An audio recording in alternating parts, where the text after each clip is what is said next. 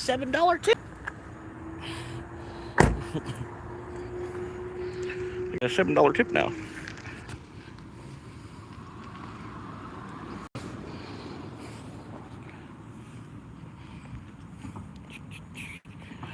If it's not a sedan for Nazis, why does it look like a sedan for Nazis? Why?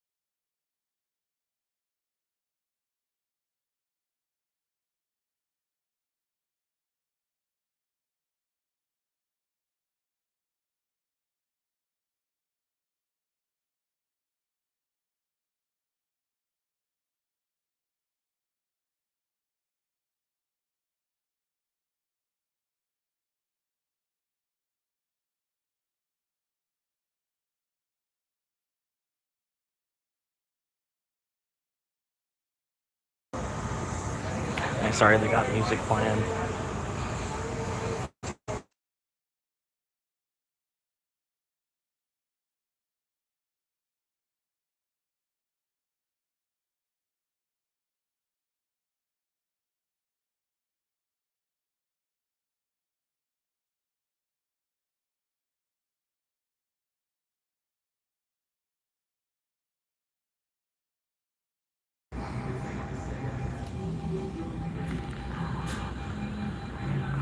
You only said the order was ready 10 minutes ago.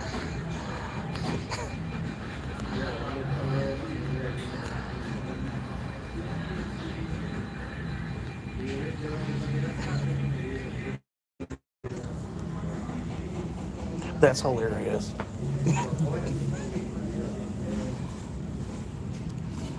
That's hilarious.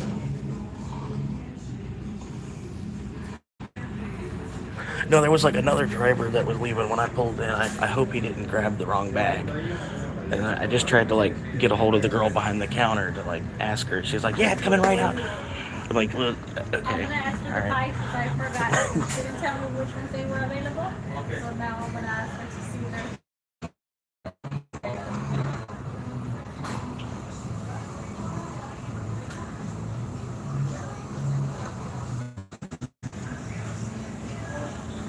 I think that music's too loud.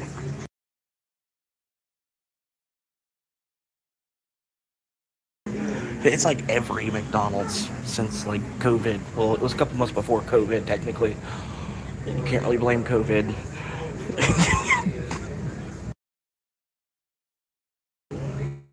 McDonald's in Marion Oaks, that one sucks. This one sucks. The McDonald's up by the interstate on Highway 200, that one sucks. The one in Dunellen, that one sucks. You know, it's like they're not ready to take delivery orders. I don't know why they are.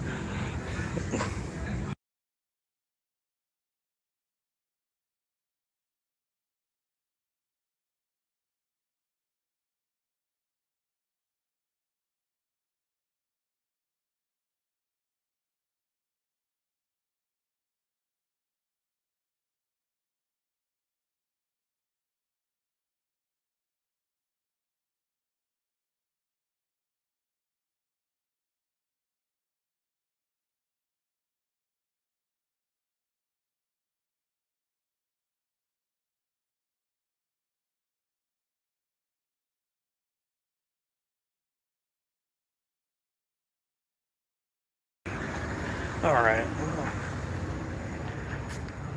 Try to give it a minute. I don't know. Like I said, I was trying to get a hold of the girl to even see if she had it as an active order on their screen, but I don't know. Just a heads up, by the way. Dirt road. Gotcha. No, I seen it. I seen enough of, like I was like, oh, it's off the two main paved roads, and I'm like, okay, and then it's just like a little. I'm like, okay, it's like a quarter mile or less than, I was like, I was looking at that already. I was like, okay. Yeah. Yeah, I did pretty good last night. I logged in after getting out of the parts store, and I hung out for like a minute. Like yesterday when I got out, I didn't even log in until like 11 to start running orders around, and ended up making like $170, like between 11 and 4 a.m. Like I ran all the way up for one reason or another. Like I stayed logged in, and then they like handed me like a $21 order, and I was like, okay, all right. But yeah, I needed to make like a few more dollars.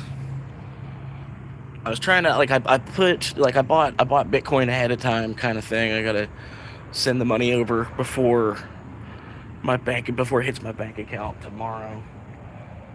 But I bought 100, and then I did well enough that I was like, let me buy another 50. And then I did well enough last night. I'm like, I'm gonna buy another 50.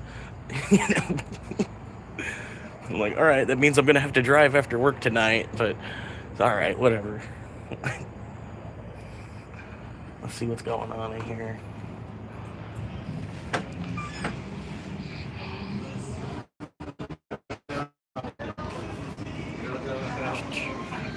I'm about to just grab the other bag of food.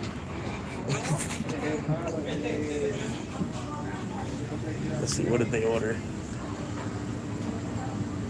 10-piece nugget, a hamburger Happy Meal, a cheeseburger, a fish fillet, a Big Mac, a medium Coke, a medium Fanta. And then you just get a hold of DoorDash and let them know that, oh, he brought the wrong order.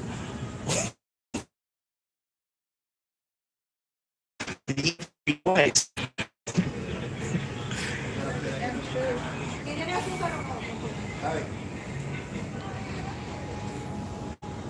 ¿Le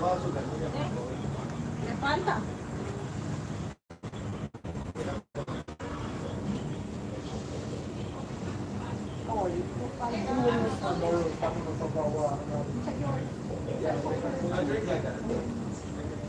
We have any sugar available?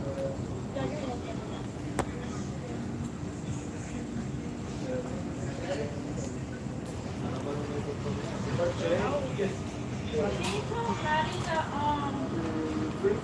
That is not working. That's sugar, right? Yes. Yes, ma'am.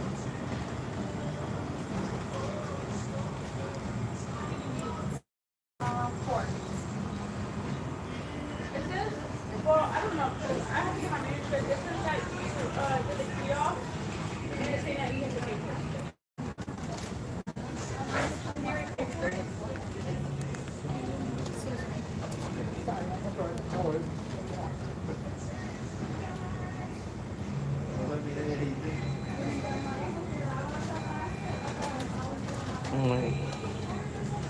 Dang, it's like that almost is what you ordered, except for the iced coffee. Like it's almost it's.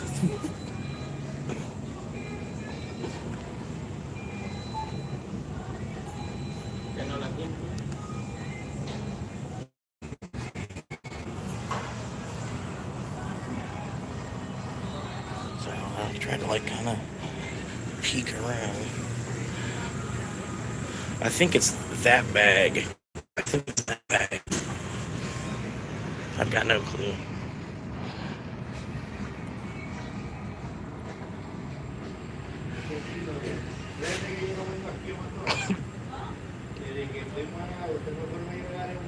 Yeah, I mean it depends. Yeah, usually at night people tend to tip better. Like, yeah, I mean I've got more $1 tip type of shit. Like, when you drop it off at like an office or something. You know what I mean? Like I get like tropical smoothie, and then people, they like live like a like yeah, I don't know. You get like $1. It says 30. I'm slowly getting there, okay? Got you, no Give me problem. a second. I was just checking to make sure another driver didn't walk out with it. No, I haven't sitting there. I just have to figure out what's wrong with your order. Gotcha, ma'am. Huh? I don't know. I want to think about 38 back. Okay. Did you have a bluish looking drink? No, it's. I don't think so. I don't. Well, this isn't my customer. I'm not giving my customers' information out, but it's got an orange Fanta and a Coke. But yeah, like it's like your order and then a little bit more. Ultimately.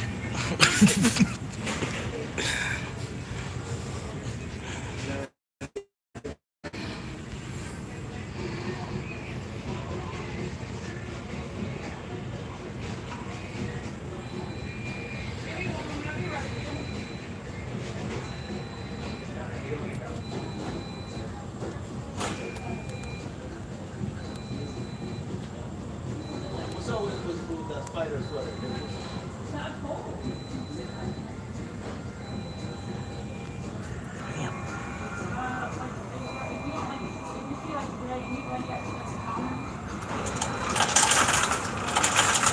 I'm sorry.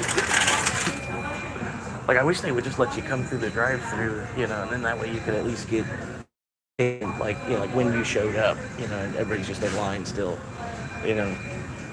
You just get pushed to the back of the line when you're a DoorDash driver.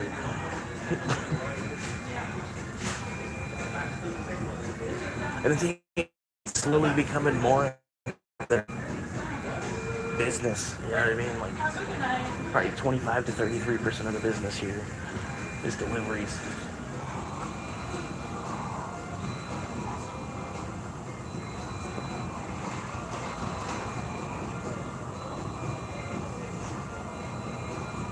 Well, I mean, we'll see. Sometimes like it's a catch-22 because if the order was actually ready like it's supposed to be, right, and then you got in the drive-through and waited for like 10 cars through the drive-through, you know what I mean, just to pick it up through the drive-through.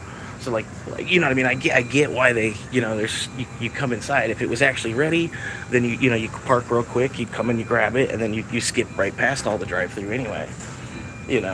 But like I understand it. It just they're not fast enough where it happens that way, I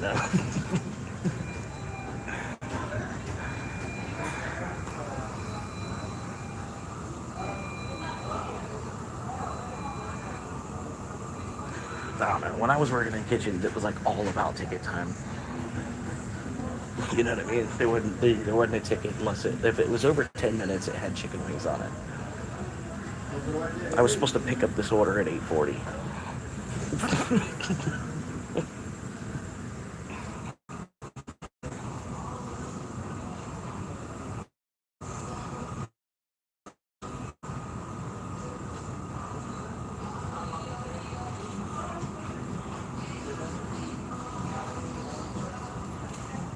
But anyway, I'm retired until Wednesday.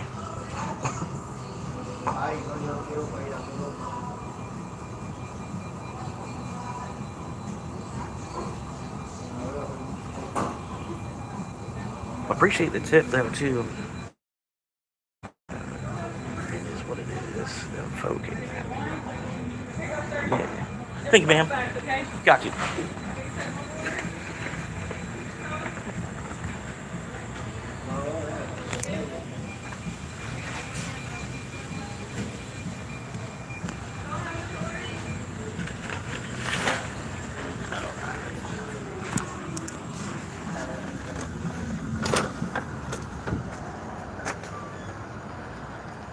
Woo!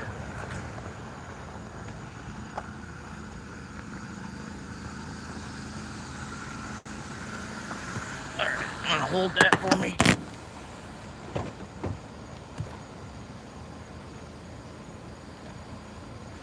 Oh god, I left the car running that whole time. I left the car running thinking the order was gonna be ready because they sent me a notification that it was ready. and I was still like 2 lights away. So I thought it was going to be ready, but at least it should be pretty hot, because I like, I'm moving with it as soon as I got it. So it's as hot as it can get there. Hot as it can be when it gets there. Just about.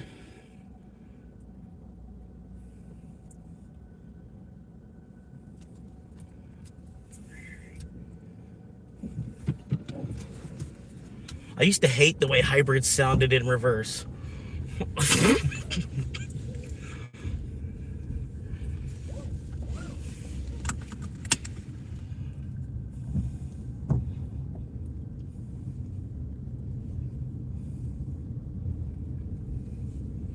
All right, let's see. Confirm pickup. It should already have confirmed. Come on. What's going on? And my phone signal's acting up.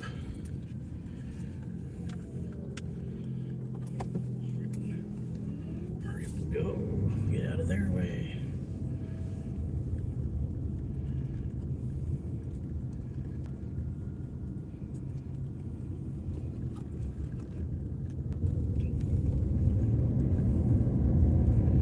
Alright, yeah, we got the drinks. Confirm the pickup. Confirm.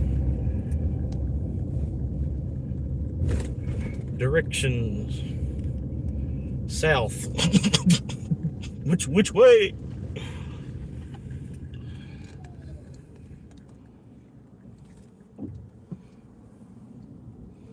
Hell yeah.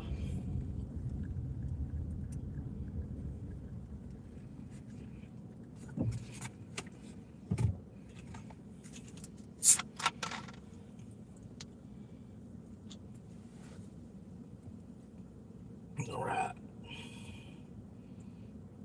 I should be there like 9:15, maybe a tad bit before that.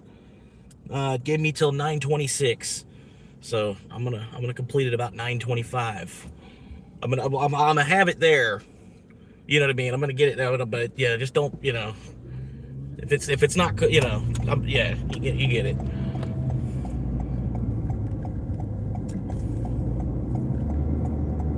Not really fraud, because they already agreed to pay me till 26. If I complete it by 25, I'm still early.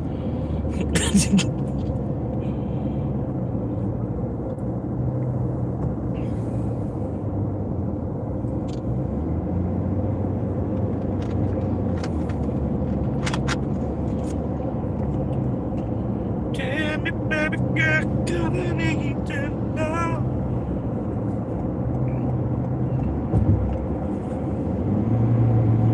Go. Green light. 2 green lights in a row.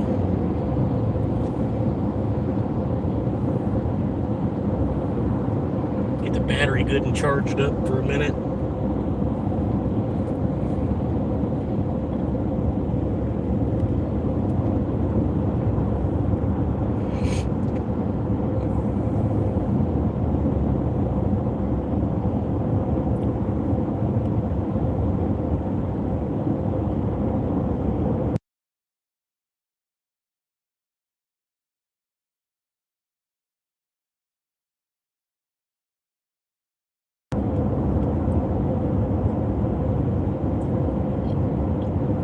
Yeah, I don't know how long the live stream's gonna be.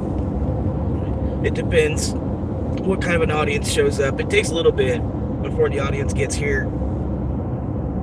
If one even does come, it takes a little bit. But not like it was, man. It used to, like, I could go, if I went live vertical, I could usually get a viewer in about 5 or 10 minutes, by one chance or another, because it's vertical. People like swiping and swiping, and then I like flipping channels on a TV, kind of, sort of, like an upgraded version of that, or I guess a downgraded version of that. And yeah, vertical, you could kind of get, you get somebody to watch, sort of. It still takes about 5 minutes of sitting there waiting for someone to pop in, though. But like horizontal, the first time I went horizontal, it took like 2 hours before the first person popped. Like, even somebody just popped in for like a second and then left real quick. Like, And it happens a lot. Like, if you ever create a YouTube channel, like, if you're trying to get it off the ground and stuff, you'll sit there with like 0 viewers, and then finally somebody pops in and you're like, hey, whoa, hey, and then they leave, like 3 seconds. And it's like literally, it's like an hour, like an hour of people just popping in for like 2 seconds and then going, but it's a part of it. That's like it. I kind of miss it. You know what I mean? It was almost fun. Well, and they leave and you'd be like, well, then fuck you. Get the fuck out of here. Why didn't you leave faster? You fucking idiot.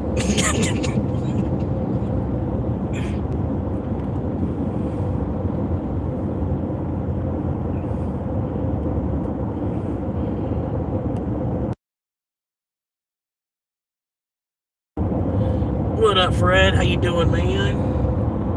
Vertical is for browsing, in my case. Mostly for perving at women.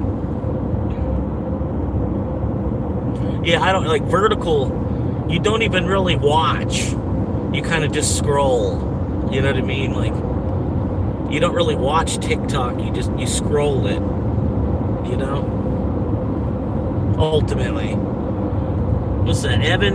Oh, feeling good. How you doing, man? Popping in. What's up, everybody? How you doing, Swamp? I'm doing pretty good, man. Had a pretty nice day at work. Pretty much everybody that was coming in, I was trying to give them like almost manager level of customer service.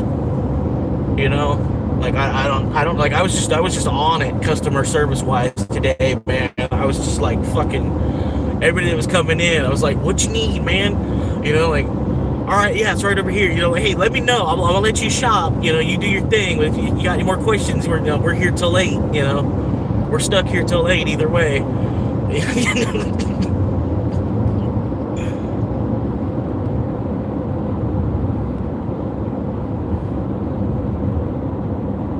yeah, the people coming in were pretty cool tonight too.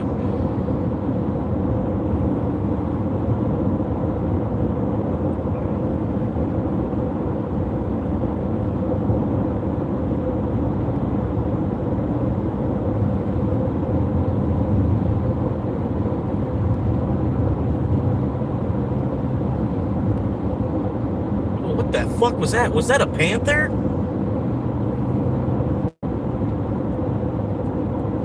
Yeah, I think it was. It looked like a huge cat.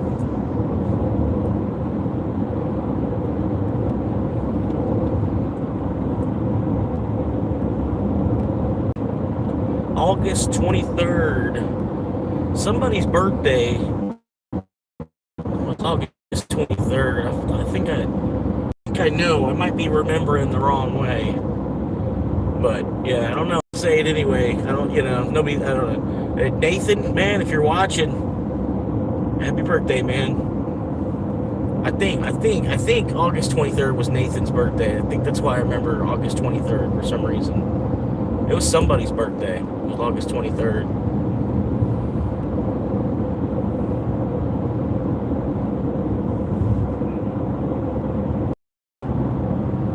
All right, about 5 minutes away.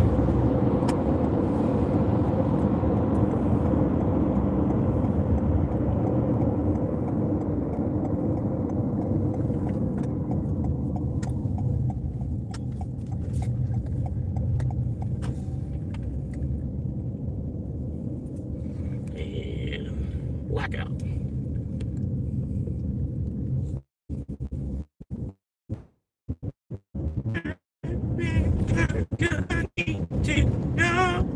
I need to know.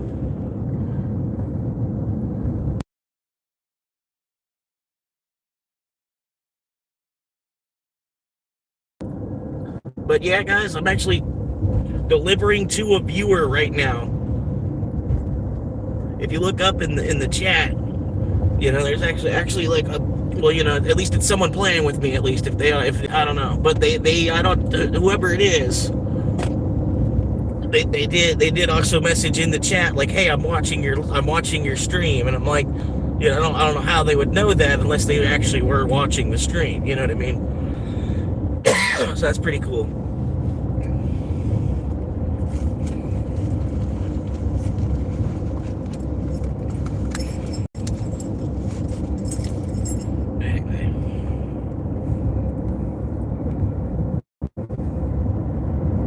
says I'm still 2 miles away. I gotta get. I'm not. It's like I'm at the first stop sign.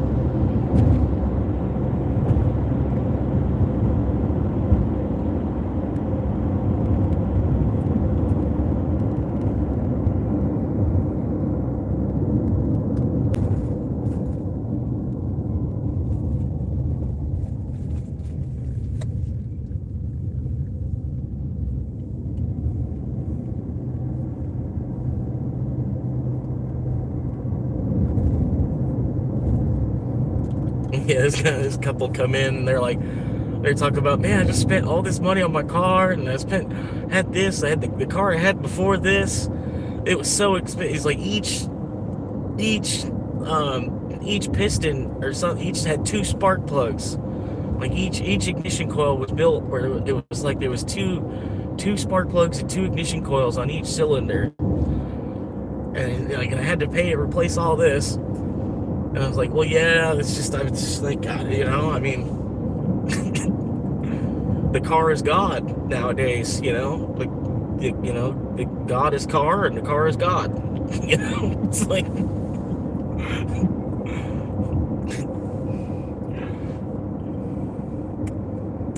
was like, yeah, I mean, it's ultimately, if you can, just avoid using a car altogether, that's all it is. Almost. I am trying to go quick. I'm trying to get there a little quicker without getting a ticket.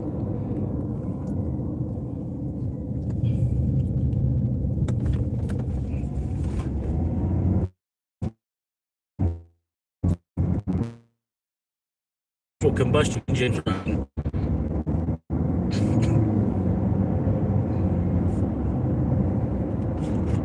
Let's see where we are. Get a little bit closer of a look here. Okay, yeah, it shouldn't be too bad.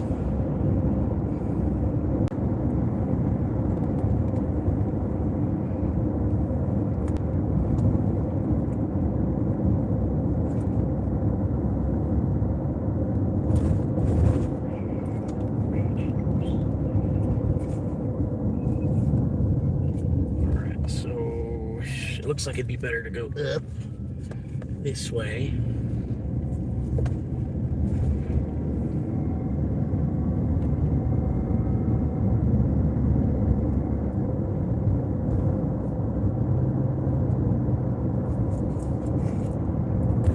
I should be about 60 seconds away if you're still tuned in. Well, don't worry if the order doesn't complete. It doesn't go completed. I'm waiting until 9:24 or so.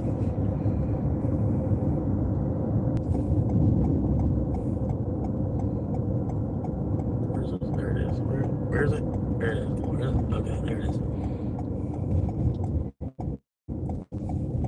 What is it? I'm glad I've delivered here before too.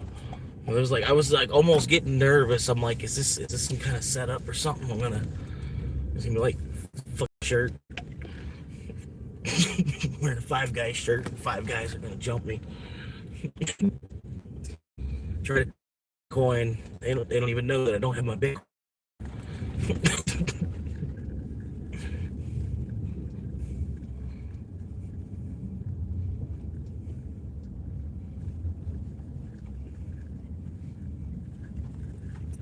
Alright.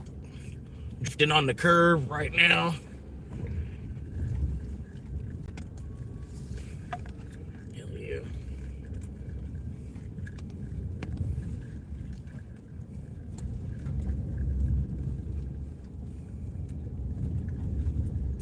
This one? No. It's one more.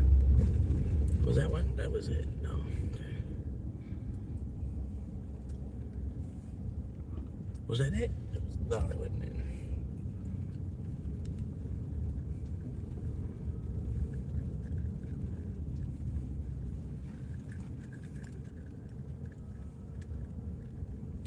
It's left or right? Left, yeah.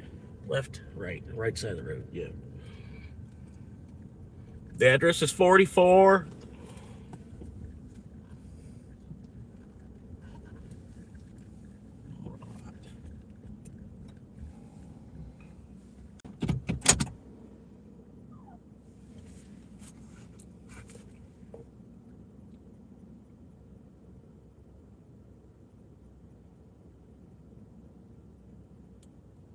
Wait, am I at the wrong house? No, yeah. Wait, am I? Wait. Am I at the wrong? I shouldn't. No, okay, yeah. All right.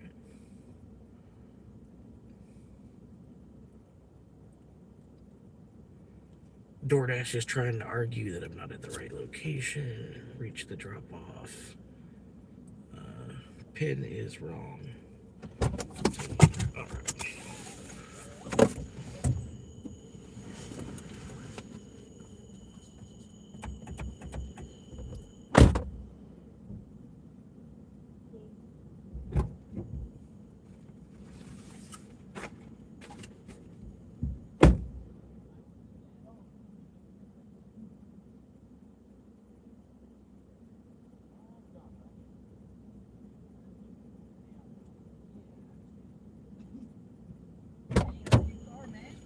Pretty good, other than someone backed into me. Yeah, I don't know if somebody did it on purpose or what, dude. But yeah, it's just like, yeah.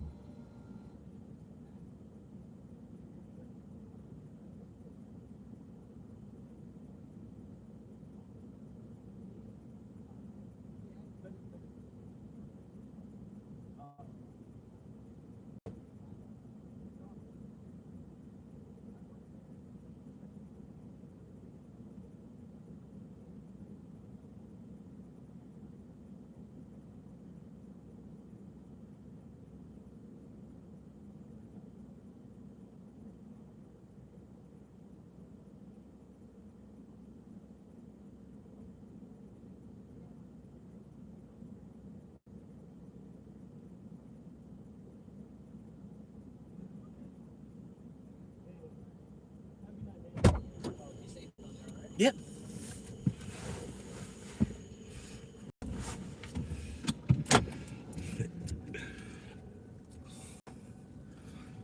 All right. Do a 7-point U-turn.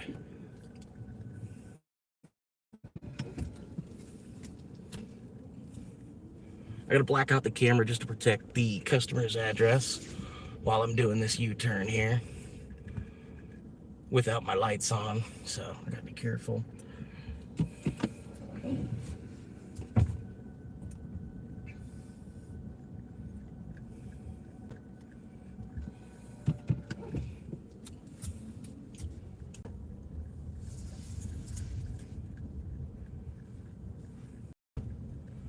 All right.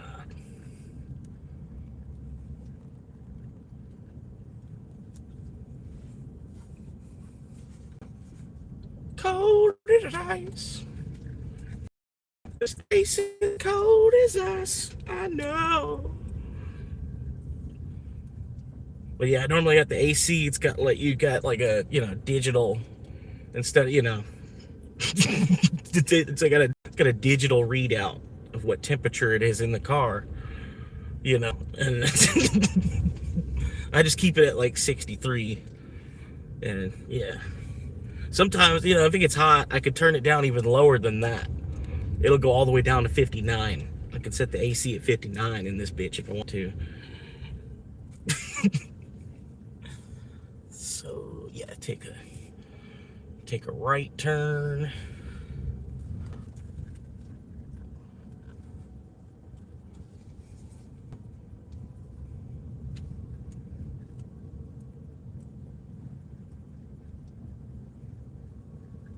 Well, that's fucking awesome, man.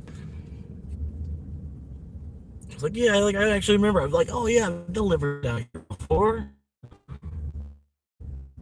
And like they probably watched me like crawl the order to them. I'm sorry. I won't do that again. If I notice the orders coming, if I notice I could probably see now. Now it's at this point, I'll know. I'll be able to see like where the order's actually going. I'm not gonna do that again.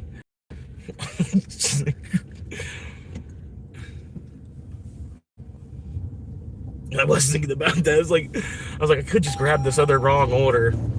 if I wouldn't have said it out loud, that's what I was thinking in my head. I'm like, I'm gonna say it out loud, just so they know it's a joke. But I was like, hey, there's this other order here, and it's like it's pretty much what you ordered. It's pretty much what you ordered on this other order, but it is someone else's order.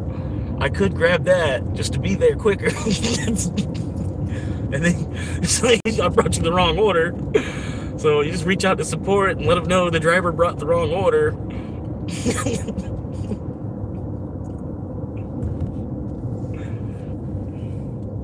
I'll still get paid because I completed the order. I just,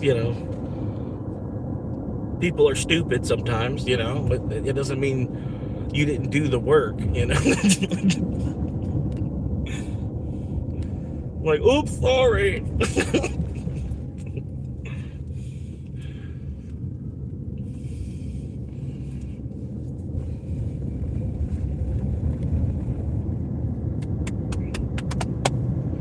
Yeah.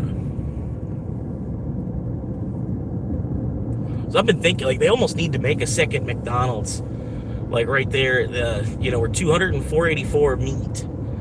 Like right there on that corner where 200 and 484 meet. Like now, like right where Sharky's was. They just tore down Sharky's. They should throw a McDonald's / gas station kind of thing in there. Like, boom. Right there. Because like you have two highways, right? Highway 200 and Highway 484. They intersect right there. Right? And then there's no gas station on all four corners. These two major highways intersect, and there's no gas station. It's like they missed something, either they missed something or they were leaving it open, to hopefully put something like after a gas station, like whatever the evolution of a gas station's gonna be. First, you know what I mean? I don't know if they're gonna like really like just be like a gas station where it's like 50 Tesla, but they do already have that too. I think it's like 50 Tesla chargers all in a row.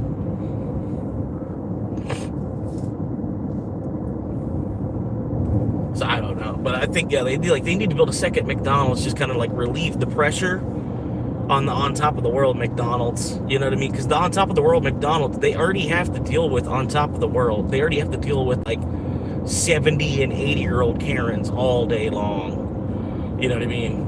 It's like if they had another one right there at 200 and 484, it would like relieve the pressure on that other McDonald's.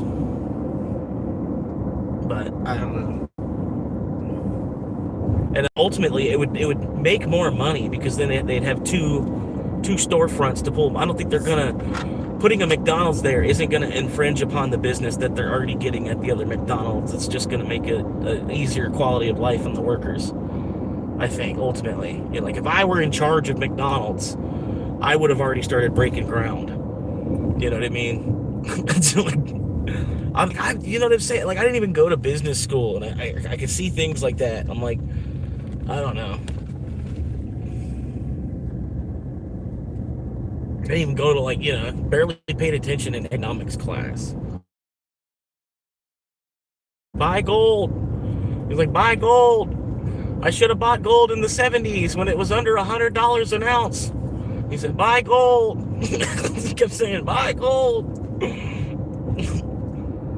This was like in 2008, 2009. He's telling us to buy gold, and it, like, I don't know. Good evening, Jazz. How you doing? What we got? Hang on. Heaps of tarot card stuff on the verticals, usually woman. Do you believe in any of that stuff? I believe in stars, right? Because we are people say, I think we're trying to think highly of ourselves when we call ourselves stardust. Like people say, like, humans are stardust. I think that's you trying to mankind acting as if it's God, saying that we are stardust. I think is a little bit too much of a stretch, because we're earth dust, technically. You know what I mean? Like the star being created or creating itself, however that happened, I honestly believe the star was created, and then all the constellations having the shapes that they have. Like, sort of, yeah, it was us connecting the dots, but then at the same time, like, people follow the characteristic trait, whatever sign that they were born under as well. Just like my element is fire, but at the same time, it's also kind of air and water. You know, like I'm kind of loose. Like I'm not, but like at the same time, like my element is fire. Like, you know, like it's fire a couple different directions, a couple different ways. My element is fire. Like through all the star signs and all that, and then like we had to use the stars to be able to map the world. We had to use the stars to be able to travel, like as far as across the sea and all that other, you know. So I think there's something to the stars themselves. Like if evolution's true, well then I think it's stellar evolution. Is what it is. You know what I mean? But even still, then what's Jesus here? If evolution's true, you know what I mean?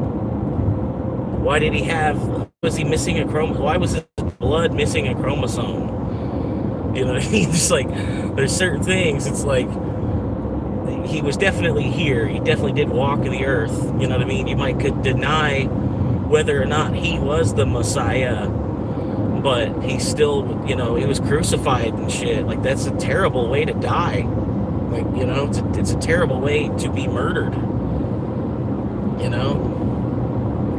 And like, why not take extra breaths, like on his behalf, because of the sacrifice that he made,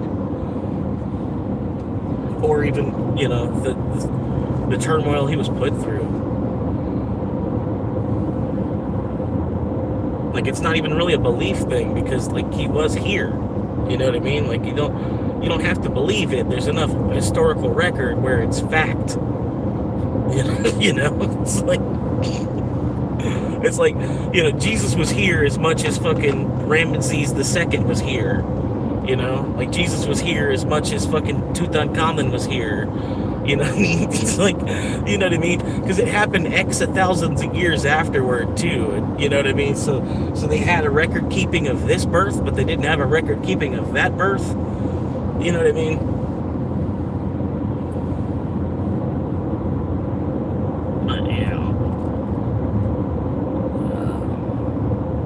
It's all profit. But the thing is like they're not even making a profit though, because printing more money, like, see, rich people they need the dollar to go down in value, because they think that they're getting richer as the dollar goes. If inflation doesn't happen, rich people wouldn't know what to do, like, because their bank account wouldn't go up. You know what I mean? But like this, what? Hang on, let me read what you said. Yeah, it's like, how is it really making a profit though? Because all you're doing, you're just ripping the money in half. Like you have $1 million and then you rip it in half and say that you have $2 million. Like what? And then, you know, like how? I don't know how that really. How is that a profit? How was a profit made on that? You know. It's just like, I don't quite understand that.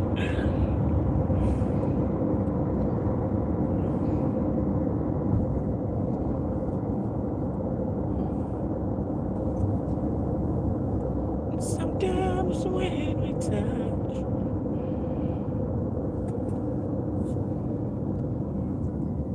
we got rich people don't hold cash. Yeah, sort of. I get it, it's invested. That's what I'm saying. Like they're invested in the dollar debasing. A lot of rich people are invested in the dollar being debased more and more.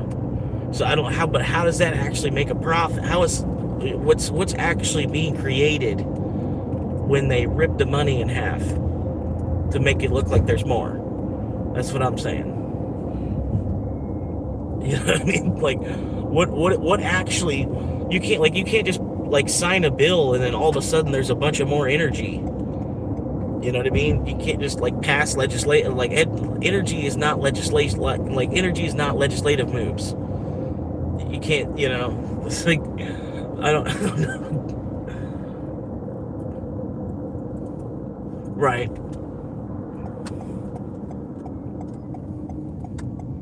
Which is cool too, man. It's like evolving. It's you know, it's like you're evolved and then everybody else isn't.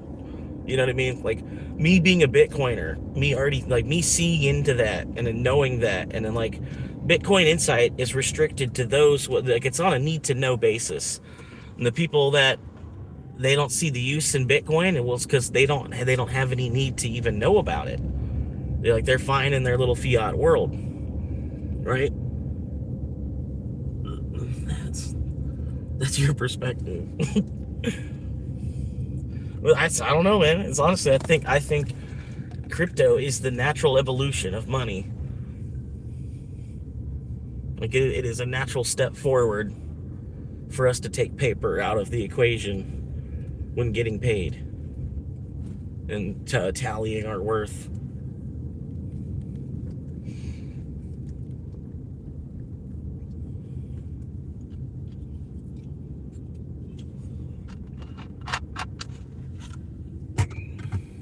Wait, what? Well, did I get the order or what? I hit yes on it.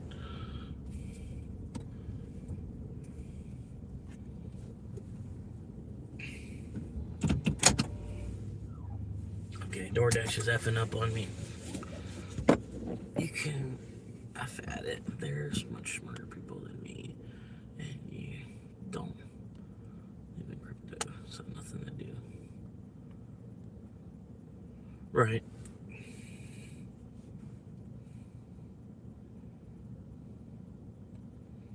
I don't know. To me, it's like it's currency. It's like it's a difference. It's the like flipping from AC, flipping from alternate current to direct current. You know, or changing channels on a TV. It's a channel swap. You know what I mean? We're just changing the current from an S to a B. You know, because we've gotten to the point there's so many zeros involved that we need another currency to represent the zeros. You know, like a Bitcoin is just a kilo dollar. You know what I mean? If that makes sense. You know what I mean? Like how there's centi millionaires. Centi millionaire doesn't make sense to me, right? Like if you would be a kilo millionaire, wouldn't you? Right? If you're a centi, because a centi, you'd be a hundredth of a million, right? $100 million would be a centi millionaire, right? Not 100 millionaire. Like that's what I heard that the other day. Centi millionaire, somebody that had over $100 million in net worth. But like to me, it didn't make sense because I'm like, oh, well, centi is 100th, not 100 times. I'm like, there's another word that it would be. And I was thinking a kilo million, you know, a kilo millionaire. But a kilo millionaire, you would be a billionaire, you know. So there's another word in between that, you know.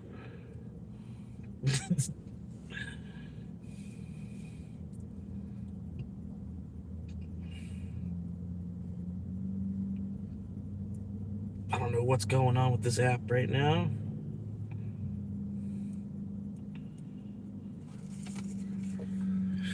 Hang on. $1.58 tip. Woo! But yeah, I was watching John yesterday, and he wasn't saying it like directly to me. He didn't say like my name, and then be like, hey, you know. But he said he's like, you know, he was saying, he's like, all the time like I watch other drivers, and then they'll bitch about people tipping, and he's like, you know, he's like the thing of it, kind of it is, it's like. He's like, whether you want to see it that way or not, but he's like, you're kind of influencing people. You know, you're trying to be an influencer, whether that's the wrong word for it or whatever. You know what I mean? But you're still like people, what they are watching, what they're taking in. You're an influence. You know, like the things you say, they might start saying, you know, and things like that. And he's like, you know, so you sit there and bitch about tips, and it, you know, granted, and then you know the state of the economy at the same time. He's like, what you do is you just don't take those orders. If the people didn't tip, you just don't take those orders to begin with. You know, you don't have to say nothing about them. You know, like the people probably already know.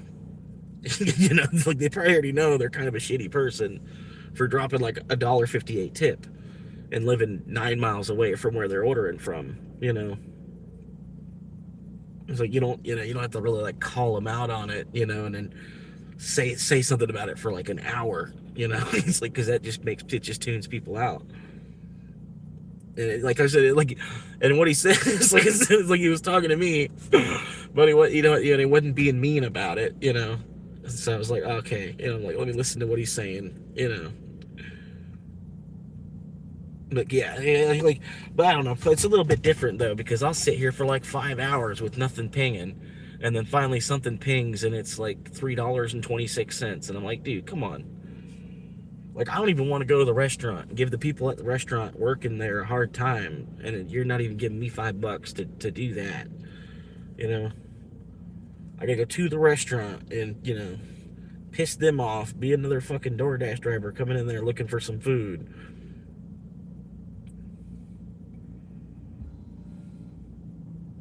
I don't know. This app is messing up.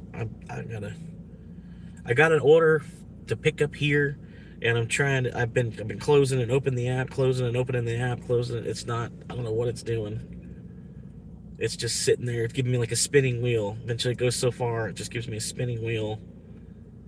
I force stopped it, and okay, I think that worked. Force stopped it, and then I restarted the whole thing. All right, go in here. Be right back. It should be ready. It's supposed to be pick up at 33 after.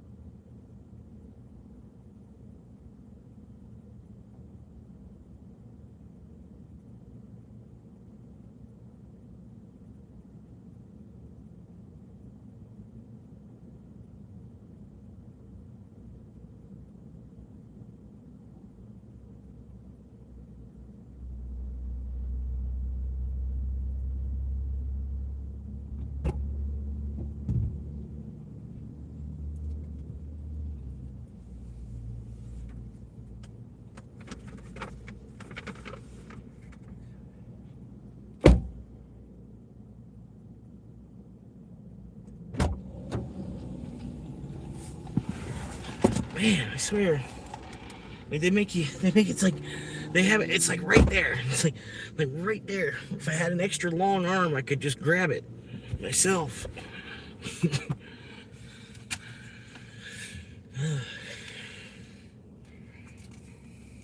It was ready. That whole it took that long just to get somebody. Yeah. And it, like, I don't know, man, it's scary. It's crazy. There'd be people walking by, like the to-go girl. I get it. You know, she's got something else going on. You know what I mean?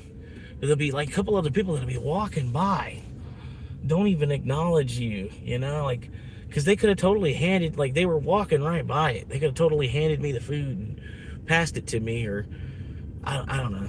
It's like a couple times the bartender walked past me.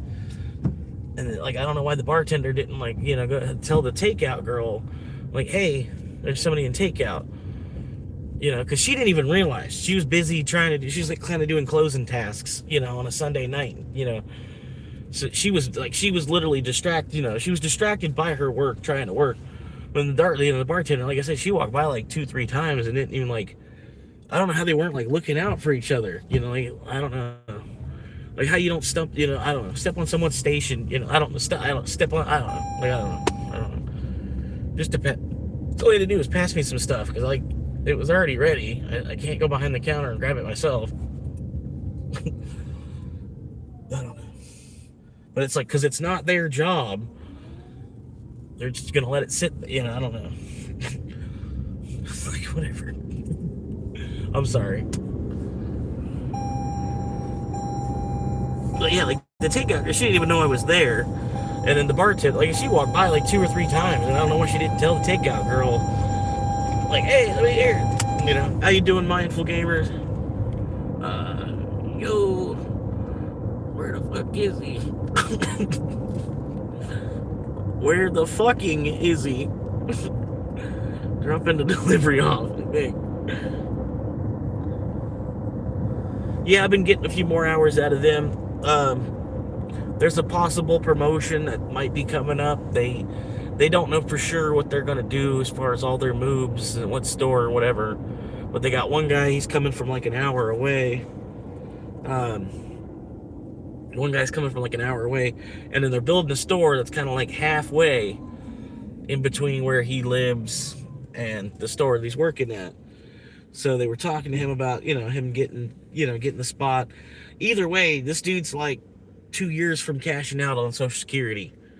You know what I mean? So they honestly, they better use him while he's still here. Honestly, what they should do.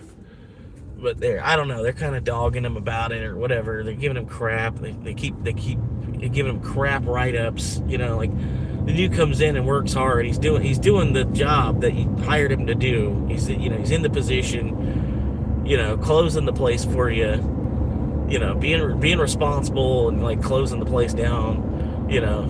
And but they keep trying to write him up for like any reason they can. And like I said again, like, the dude's like a couple years from retired as it is. So he's like really wearing thin on his, you know, like his give a fuck meter as it is.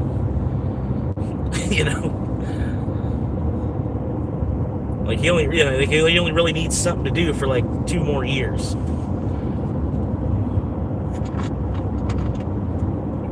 And the minimum wage gone up so much that, like, it really don't matter what you do, everybody's paying the same anyway. You know, you got people, skilled workers, that are only making like $2 more per hour more.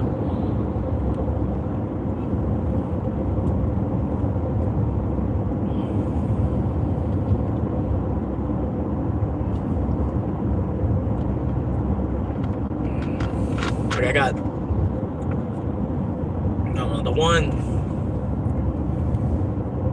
There's like one spot, like the manager, he pretty much, like, I was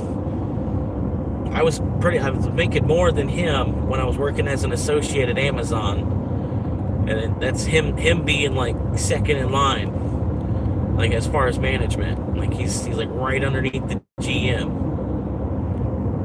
He's still hourly, which is cool. You know what I mean? 'Cause it's cool to be hourly as a manager, you know, and then be on the clock for 45, 50 hours. That's cool. You know what I mean? It's awesome. But at the same time, like how much he's making per hour, like I was making that at Amazon to just be a lackey. You know what I mean?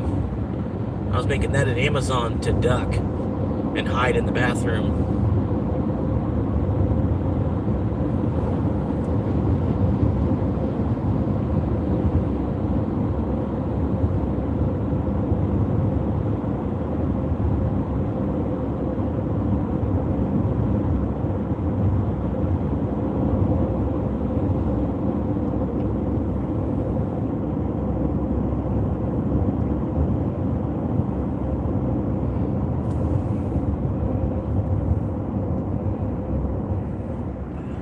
Bringing it down to Almaville. 10:01, 10:01. I got till 10:01. They give me another 15 minutes to get this shit done. They're stupid. No, I think they're just being a little generous. I've noticed that a couple times, and I'm like, man, they only like giving like 18 minutes. I'm like, the fuck? Like, how in the fuck? They like, man, they're really rushing me. It's like, man, I guess a Russian must have fucking took this, took. Oh, it's still gonna take 18 minutes. You know?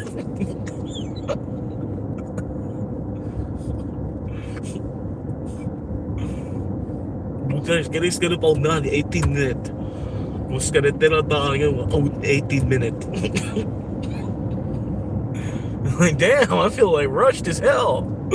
What the hell? And other times I'm like, yeah, 35 minutes, Like, it's a 12-minute drive. They gave me 35 minutes to do it. I don't know. Yeah, it's like, who was in charge of the clock on this one? But I don't feel like I'm rushing.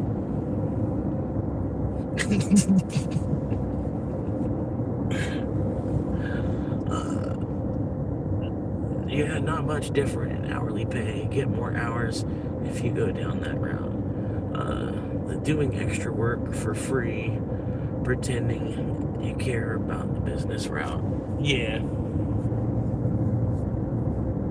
Well, I mean, either way, like,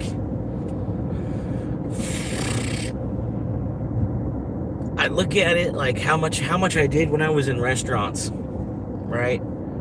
Like, I had to like really freaking be grinding the whole 4 or 5 hour shift almost in a restaurant. Like, the moment the orders start to settle down, they want to get rid of your help, and then I was always the closer because I was younger at the time and I didn't have a whole lot of experience as a cook, so I was more or less there to clean behind the cooks, so I'm the one, closing, cleaning up everybody's mess. You've been there, you've seen it, you know what I mean. What was I saying? I forgot what route I was even trying to talk in. I forgot. Sorry. But yeah, like at a restaurant, man, it was like I was doing 3 times as much work for an hour, like, because ultimately, like you're saying, like more hours on the clock is what it really is kind of boiling down to anyway. So it's like it doesn't matter how much I'm making. Ultimately, it just matters like how much I'm at work. You know what I mean? Like, because like they don't want me to really make more money, because if I make more money, I'm just going to convert into Bitcoin, and then I'll be ahead of myself in line. Like I'm further ahead in line than they wanted me to be. So they really don't want me to make money. Because if that were the case, I'd probably, I'd be closer to like clocking out for good as it is, because like I turned a leaf already. You know what I mean? I had already turned a new leaf already, and like wanted to, like, I'm like, yeah, give me overtime because I want to put some money into Bitcoin. And then since that moment, my hours went from 25 to 12. You know what I mean? And I lived for so long, on the 12 hours a week. I kind of got used to it. I got too comfortable with it, and then the woman got pissed off because I was only working 12 hours a week. And it's not that I really wanted to only work 12 hours a week. That's just like, that's all I got as the bottom man at the totem pole. not being a manager, that was it. It was just like, it takes time, like I can't, if the position that, like the position I want to do, they're not going to look at me like it'll take me 10 years of working there before they'll start to look at me like I can actually do that position. You know what I'm saying? So that's where I'm trying to, like, you know what I mean? It'll take me 5 years of working there before they'll think that I can actually be like an RPP for them. So I've got to, do what I can, just kind of make it, get there for about, 3-4 year mark, and then, really start to show, like, hey, this is me. This is what I've been, but at the same time, it's like, you get a lot for tenure. You make more for your tenure than you do a 38-hour week. You know what I mean? I've noticed that a while ago with jobs. Like with Amazon, like I got a raise. You were getting a raise every year. It didn't matter how many hours you did, you were going to get a raise every year. Like at the 1 year anniversary of you working there, you got to, until you topped out. Like eventually you would top out after like $5, they start you at like 17 or something, and then you get all the way up to $23, and then that's like the most you can make. You know what I mean? But each year you were going to get that dollar more regardless of how many hours you actually worked. So I've noticed that I'm like, so, like I could just kind of like coast. And then after I've been here for about 2 years, because they had a whole lot of managers that were getting promoted after like 90 days or 60 days or, so I was like, I'm going to wait till I've been here for like 2 years first. And I'm like, I really know what I'm doing, and I really know the building. You know what I mean? Like I know, all the secrets and all the, the backstabbing and the blackmail, and I know all the drama. I've been there for 2 years. You know what I mean? I'm not just somebody that's in there for 90 days showing off, getting promoted really quickly because they already know somebody as it is, So, but I figured to do that, I'm like, well, let me just kind of wait until I've been, and I'm kind of doing the same thing at this job. I told the boss that and everything too. It was like, well, you told me you only wanted 1 day a week. And I was like, well, I was kind of more or less kind of trying to hit the fast forward button. And then by only having to show up here 1 day a week, it was enough to keep the job. But it was also like I could kind of just accelerate, through the whole week. Only had to worry, like time only slowed down or stopped while I was here on that little 4-hour shift. Okay, I gotta pull over. I'm not, this guy behind me, he's like trying to race to get somewhere. Go ahead and go, buddy. You can't figure out how to go around me? There you go. God damn. Sometimes I time people on that. Like I put my emergency lights on, I slowed down, like he's on my ass. I'm not trying to go that fast down this street. It's a 30-mile-an-hour road. I'm timed, and you've got me going 38. You know what I mean? I'm timed, and I'm timed, and they gave me extra time, and you're behind me trying to rush me down the fucking street. Like, no, I'll put on my flashers, I'll slow down like 20 miles an hour under, you know what I mean? And I'll count, like how long is it going to take you to figure out, like, just go the fuck around, you know what I mean? I don't know. Hey, how was your first job? Well, my first ever job, just like everybody else, my first job was working with family. Well, not everybody else, but yeah, my first job, technically I was like 14 years old. I was working for my grandfather doing flooring. And then granted, I didn't know a whole lot of what I was doing. It was like, I was more or less a middle schooler, 14 years old, So I only got $5 an hour. But at that time, minimum wage was $5 an hour. You know what I mean? So I was like, I was balling to even have work at 14 years old. You know what I mean? That's the way I saw it. And yeah, I'm making like $50 a day to kind of hang out with my grandfather, like fetch him tools, and move stuff that's too heavy for him to be able to, stuff that he can't move. I move. You know what I mean? I'm young and I move it for him, and then he pays me $5 an hour plus lunch, and then plus you're hanging out with you're hanging out with your grandfather, learning life lessons and quality time, memories, all that, So it's like he didn't even really have to pay you, but still, he still kind of had to pay me at that age. You know what I mean? But yeah, like made $250 a week to work a 5-day week with him. It wasn't always a 10-hour day, so I mean, granted, I didn't really necessarily make $5 an hour, sort of. You know what I mean? It'd be like a 6-hour day, with a an hour lunch, so it was really a 5-hour day. But he still slipped me $50. You know what I mean? But yeah, that was my first job, was working with my grandfather, and then like seeing him work, like actually being shown what work is by working with your grandfather. You know what I mean?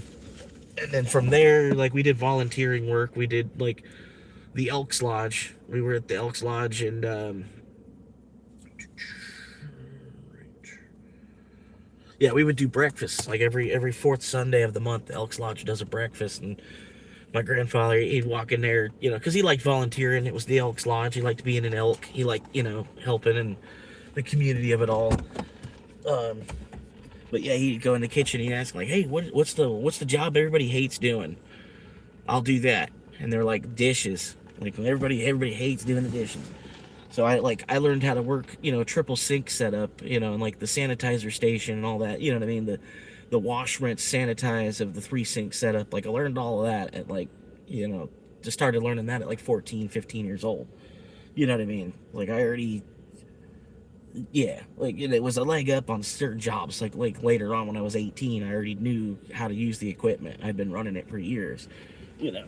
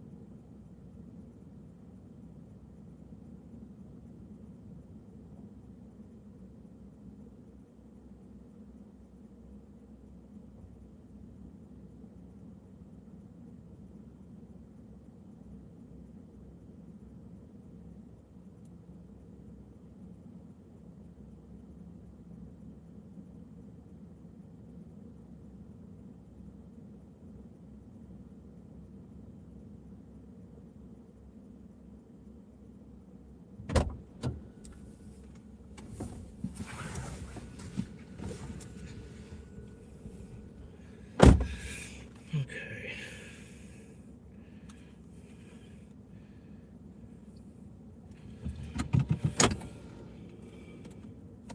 Oh, that's awesome. The guy even messaged. He said, "Yeah." He's like, "No, that's cool." He's like, "I understand." He's like, "PC even said, I appreciate you letting me know what's going on." And I was like, "Oh," you know. Like, I was just, I don't know, I was just letting him know. Wasn't trying to, like, schmooze him or nothing. I was like, "Hey, man, I wish I could already be heading your way, but I can't get no one's attention to grab your order. I don't know if I can, like, jump over the counter to grab it either." But I'll give it another 60 seconds. And I'm going to either way in about another 60 seconds. And then the girl came. Like, she heard me saying that in speech to text. She's like, "Okay, here you go. Don't jump over the counter, please."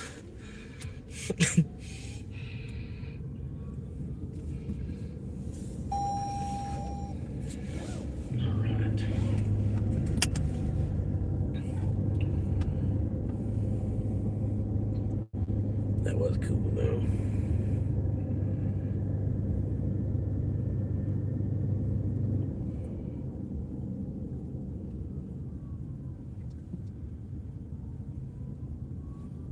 Oh, 2 stop signs.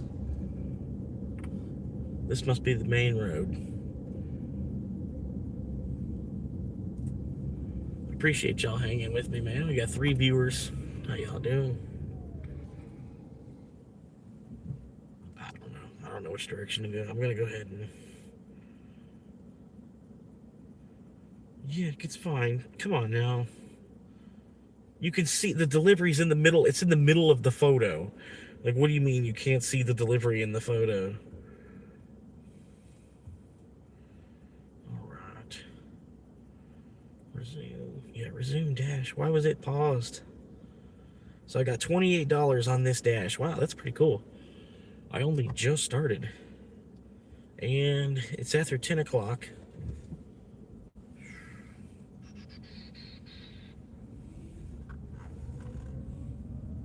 Well, I started about 8:30, like at the earliest. So from 8:30, like an hour and a half, made $28. What is this? I knew it. I knew they were gonna do that. Fucking around with that McDonald's crap. All right, I'm gonna fucking pick up the fucking McDonald's order now.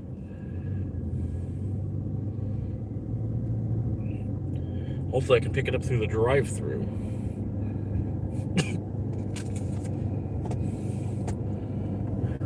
Cool. So that lined me up pretty good. Got a McDonald's grab now.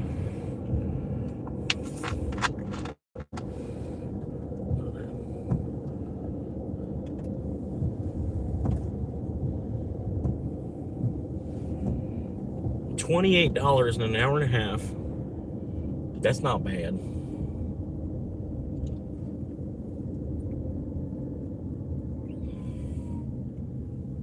Like 19 an hour, 18 an hour. That's more than I make at the job. You know, the job. Oh man.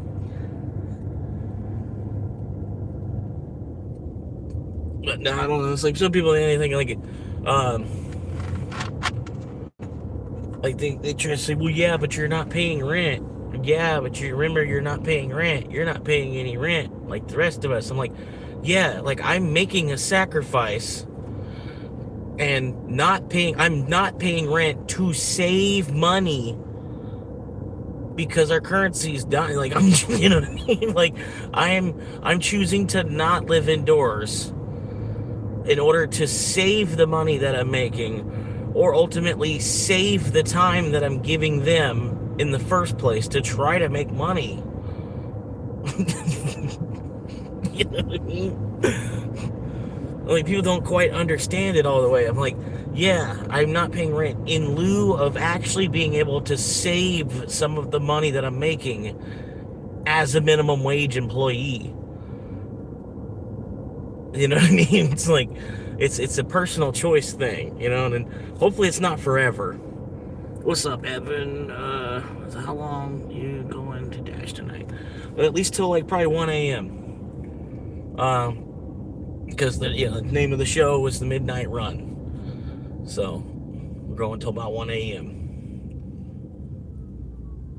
And there might not be orders because it's it's fucking okay. How do I go left? The oh my god. DoorDash wants me to go left here. And then they do shit like that. You could go left, but then they put some plastic shit in the way. Now you can't. You know, fucking communism right there. Like, soft core communism right there. Used to be, you had access. You could make a left turn here. Now they put the fucking plastic crap up in the way. Now you gotta go up a fucking half a mile, do a fucking U-turn. You can't just go make a left out, after stopping at the stop sign on this road that hits, runs into this, I don't know. Put some plastic crap up in the way. Put some more safety bullshit up. More communism. More fucking crap here. You cut through enough safety tech, you're fucking like, oh, yeah. Spaceship! Fucking come on, man. If we evolved, we got a long fucking way to go. I feel like we only just crawled out of caves a couple generations ago. Especially when you look at the way the world's set up. Everybody's standing on top of each other based on what color you are. You know what I mean? It's like, come on, man. what else? What are we gonna do next? You know? Hang on, I can't really see what that's. Seems pretty obvious to me what you explained. Sacrificing by living in the car, try and save some money. Weird that some people don't get that. Well, they want to act like I'm doing something wrong. You know what I mean? Like the fact that I'm not paying rent is illegal. It's illegal to not pay rent. Like each month that I live and I'm not paying somebody rent because I'm alive, they act as if it's illegal what I'm doing. You know what I mean? It's like, no, it's America. You can live in a shopping cart and still go to work. You know? It's like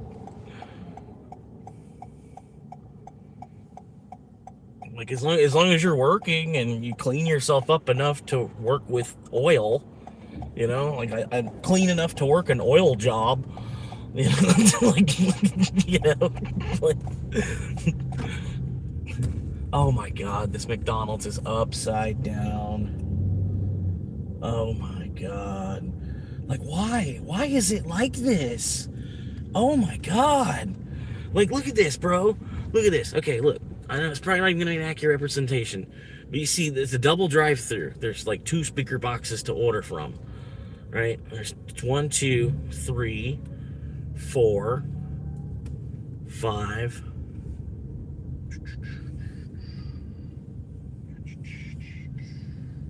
And then, of course, you know, you got 6, 7. 6, 7. And then it looks like they pulled somebody up. That's technically 8 people in the drive-thru, right? And then look, here's the end of the line for the drive-thru. Car number 9, right? And then you have car number 10 right here, right there, Matt. And then car number 11, and then car number 13, car number 14 and 15.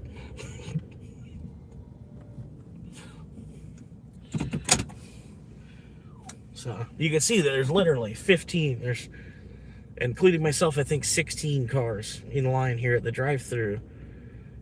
I honestly, I don't know. I don't know. And then this is like, they cut the menu in half too. You know what I mean? Like they cut the menu in half and they're paying like double what they were before COVID. I don't understand why it's like this at all. Like, even if the double is really just an illusion, it's like the same amount anyway. But still, you know what I mean? They're still technically paying double, you know, when you know, like in the actual weighted paper value of it all. Because just imagine, like, if you're 80 years old, you know what I mean? The 16-year-olds are making $15 an hour. You know, you'd be like, come on. Come on. You know what I mean?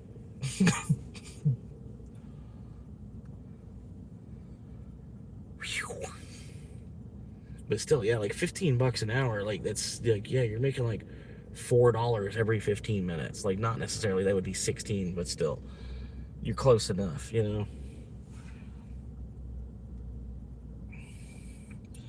Okay, drive-through is busy and order is still being prepared. Pick up by 10:11. I hope so.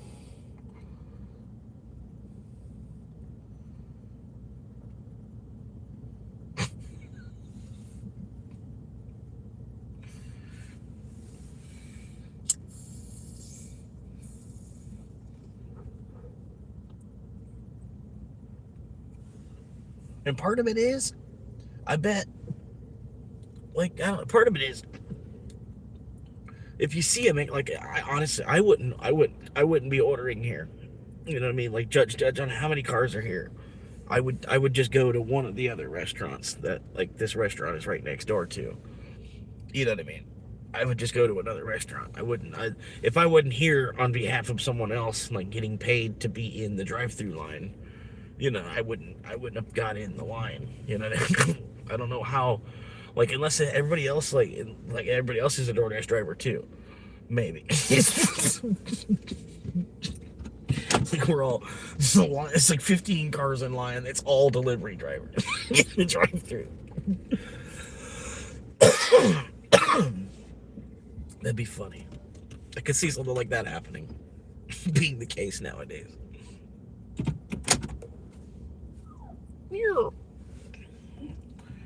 All right, so what did he order? 2 snack wraps and a large fry.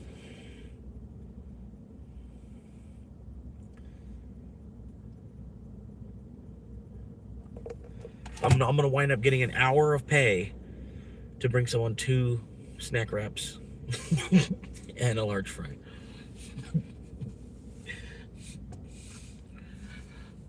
That's the cool part about it. You know what I mean? That's awesome. It's awesome. Like I said, if I can get like between 25 and 32 hours a week from the actual job, and then I could just pick up like another $100 a week on Uber. Fuck yeah. You know, I'll be retired in no time, dude. Honestly. You know, it's like just kind of put my feet up and just make it to work on time. Like, you don't know how bad I've been wanting, wanting that too. Like, and that's like the girl I was with. It's like she had just gotten herself set up to where it was like that. You know what I mean? She was getting her assistant, like she was about to get promoted, get her assistant management position. And then at that point, you can kind of cool off a little bit. Like you're manager now. You know what I mean? You're not trying to work hard enough to show them that you can be manager. You are the manager. So you think you could kind of like, you just crank down the volume just a little. You got the position now. Kind of crank it down just like 5% less intensity, or 10% less intensity. You know what I mean? You make your own little decisions, your own little personal choices. But obviously, like, you're working harder for the raise to get the raise than you do after you've gotten the raise. You know what I mean? Like, at least I would. It just makes sense in my head. You know what I mean? So, like, yeah, but she, like, just kind of got to her point where she's getting her put her feet up type of position. Like, like, oh, cool, just put my feet up for the next 20 years type of job. That's it, You go to work, as long as I clock in on time, I get some good night's sleep, and just kind of put my feet up, and then just let time pull me through this bitch, And I was just about to get set up on that too, I was about to have my Thursday, Friday, Saturday, Sunday closing. The only shitty part of that is it would have been 4 days in a row. But, me coming in and closing Thursday, Friday, Saturday, Sunday is perfect for, like, the way that business works. Like, you need a closing manager that, like, wants to work the weekends, because it's just, like, the nature of the beast itself, Like, that's just how it works, It's like, unless the GM's really into closing, which, that's the thing. Like, it could be a possibility for me. Like, I could ultimately be with this company, get to the 10-year mark of being with this company, and it maybe throw my hat in there and say, hey, like, I want to be a GM, like, because then I could write my own schedule, give myself 50 hours where I'm closing, I come in at 12 and then just close the bitch. I do that 5 days a week, and then I'm closing as the GM. So I'm doing a decent amount of the shit, I'm there, I'm closing, so that way, my other managers don't have to worry about closing, except for, like, the 2 nights of the week that I'm off. You know what I mean? You know what I mean? It's like, because I'm right, like, I prefer to be a closer. I want to be a closer, and if I make it, I'm there with this company long enough that they make me a GM. You know what I mean? Because, like, either way, if I don't make it to GM, like the RPP, you are pretty much a closing manager. So, either way, I think that's at least still possible. And if they want to make me a GM, then yeah, I'll take some more money. I'll take some bonuses. You know what I mean? If I've earned a bonus, it'd be cool to make it, But yeah, like, but I would still try to be the closer, because I'm not a morning person.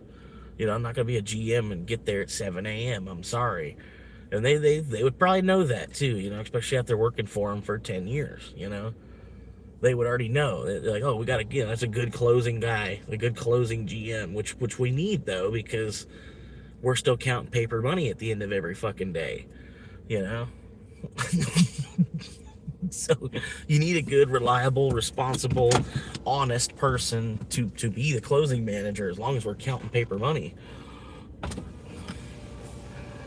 All right, made it to the speaker box. Let's see how long it takes for them to answer me at the speaker box.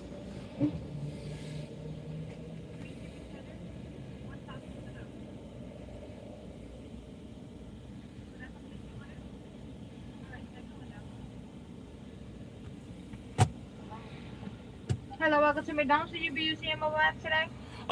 No, actually, I got a.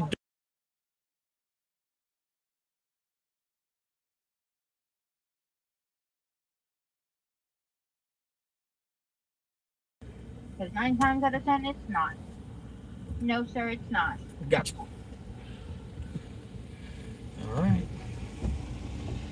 Well, hopefully hopefully they kind of get it in gear now. I was supposed to pick it up 5 minutes ago. It was, supposed to be ready to be picked up 5 minutes ago. And the lobby's still open, so I can't pick it up through the drive-thru, even though I've already waited halfway around the drive-thru to make it up to the speaker box to, I don't know. And then the order's not actually even ready inside. I don't know. It's just like, at that point, like, why can't I just wait in the drive-thru? And then you just do the order of operations. I'm car number 5 in the drive-thru now. You know what I mean? But now instead, yeah, I'm gonna go in the lobby and probably wait here a half hour, awkwardly. So that's gonna be fun.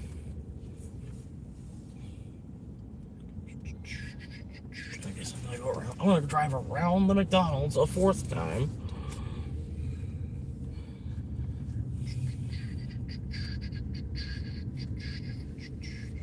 Like, why is the lobby still open? It's after fucking 10 o'clock on a Sunday. Like, that's just stupid. And then look at your drive-thru is 40 cars fucking deep. Go ahead and close the lobby so you got one less thing to worry about, Like, whoever is the fucking, the guy that owns this fucking McDonald's, like, honestly, like, come on, give your fucking workers a break. There's no reason the lobby needs to be open after 10 p.m. on a fucking Sunday. Lord. People know how to use the drive-thru, It's like, oh, this guy's trying to get hit. He get 90% of the way across the street and then decides, oh, let me juke and then go right back to my car. Okay.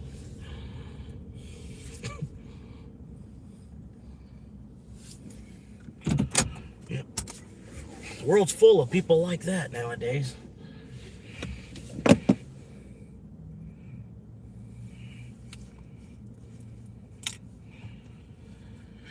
Okay, so it's not ready now. She said it's not ready now as of like 2 minutes ago. So should I wait like another 4 minutes before I even walk in to look for it? I think so. Like, it's literally just 2 snack wraps and a large fry. Like, that's the thing too. Sometimes it'll be an easy order. It's like one of the easy orders. Like, get like, when I was working in a kitchen and you kind of zoom out a little bit. You're like, okay, like 10 orders. We got 10 different things going on. Okay, is there anything that's like anything that's like just as a dessert or something? Like, okay, boom. This one's just wings. Okay, boom. We'll go ahead and boom. It's like, an order like this is an easy order. It's like, this is one of the ones you shouldn't even be hung up on.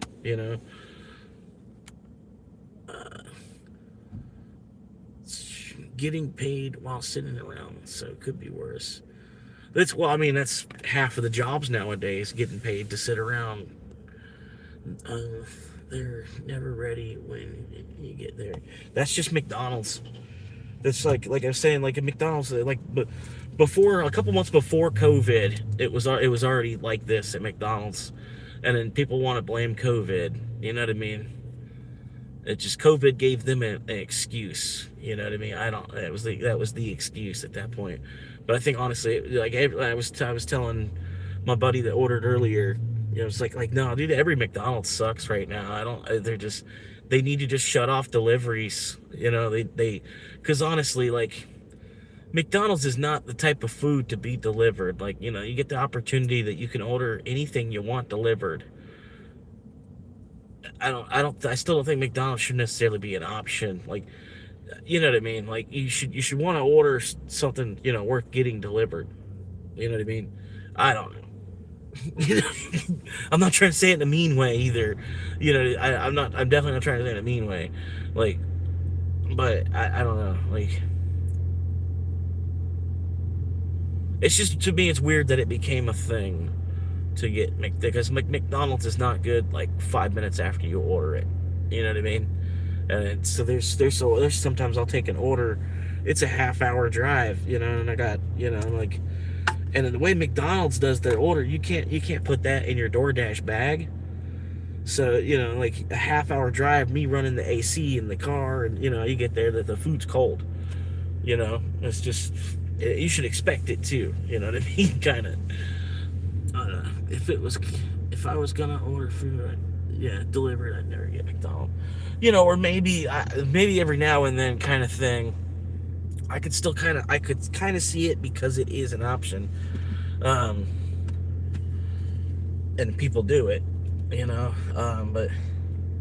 And I guess people do it because they're trying to be convenient to the driver as well. You got to think of that side of it too. Like, this guy here that I'm picking up this order for now, he probably ordered McDonald's thinking that it's going to be an easy grab.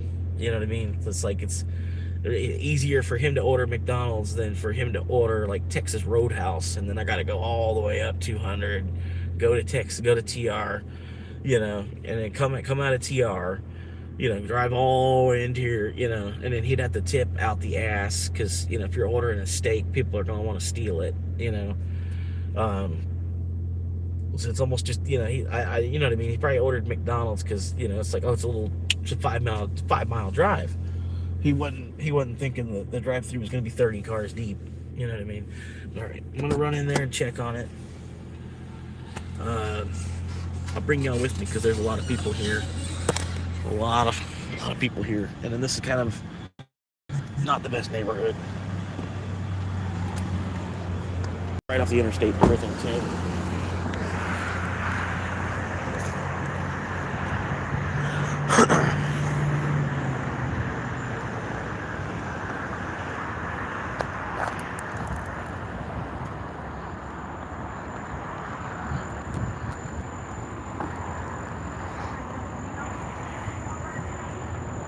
Thank you, ma'am. It's still not ready. No, mija, yo tengo hambre. A body-worn translator.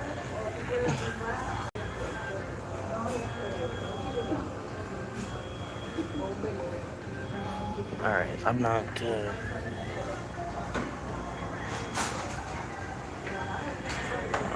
I guess I'll come check on it in 10 more minutes.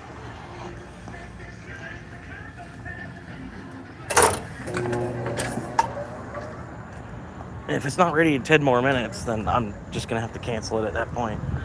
But the cool thing is, DoorDash will still reimburse me because I picked the pay by time option. If you don't pick the pay by time option, you're pretty much screwed. You know what I mean? Like, you can't, if you can't actually complete the order, you're not going to make the tip.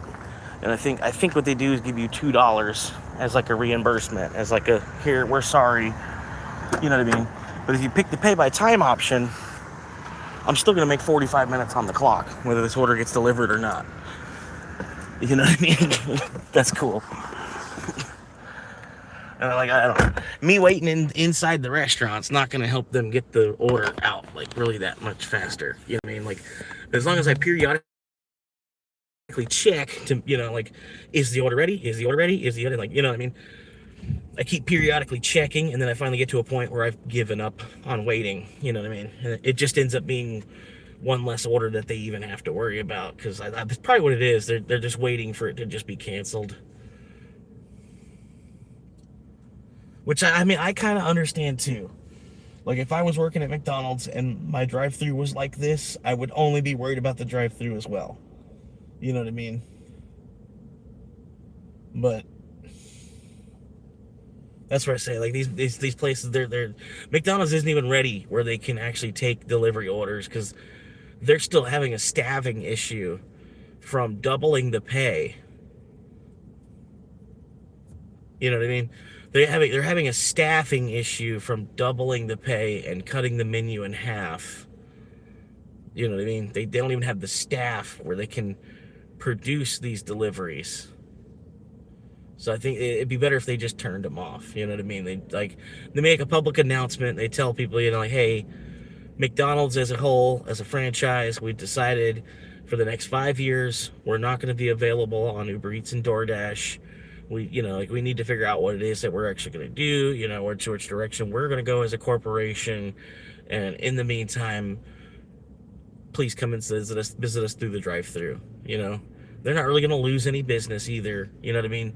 Part of their dine-in is turning into delivery. You know what I mean? Where it used to be kind of like 50-50. 50% of the cars coming through the drive-through, and then 50% of the customers coming in dine-in. Kind of, sort of. I mean, well, maybe if you're a drive-through, maybe it was more like 60-40. The drive-through kind of, just trumps. You know what I mean? But nowadays, the dine-in is turning into the delivery. You got 25 to almost 33%, sometimes half of the orders that are coming into the store are delivery orders.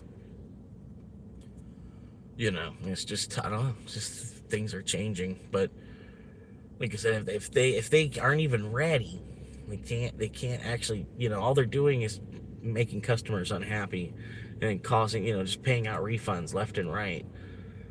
Because it's a staffing issue. They don't have the restaurant properly staffed. While minimum wage is $15 an hour, and it's and it's just printed money anyway. If they run out, they just print more. 15's not enough. Okay, we'll just print some more so that we can pay you 20. If they run out, they just print more, and then they can just give us that. It's it really doesn't matter.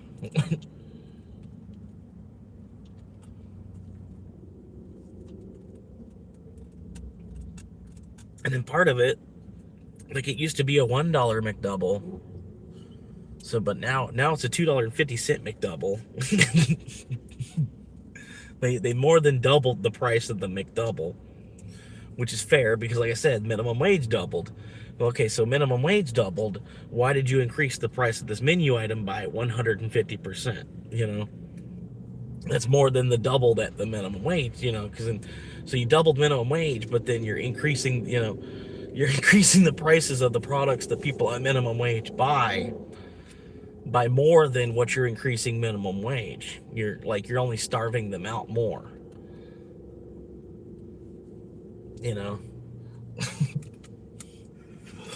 But you already know. Yeah, you get it. Anybody older than me, I'm sure they know. It's all right. I'm gonna go check on it again. Let's go see if it's ready. But like I said, I'm not gonna just awkwardly stand in there on top of the I don't know if y'all saw that one girl. It was just where the little kiosk thing is where you're supposed to grab the order. She's hanging off. I don't know. That's gonna make them get the order out any faster. And then you got 5 different delivery drivers all in there, awkwardly standing, waiting for their order.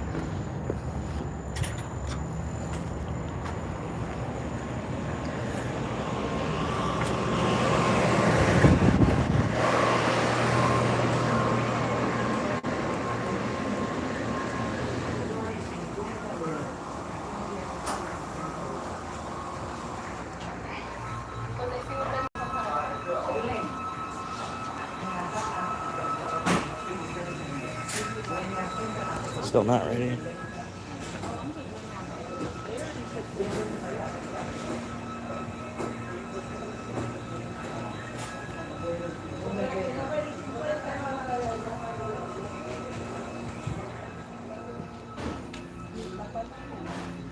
I'm waiting for your order. It is taking me a long time.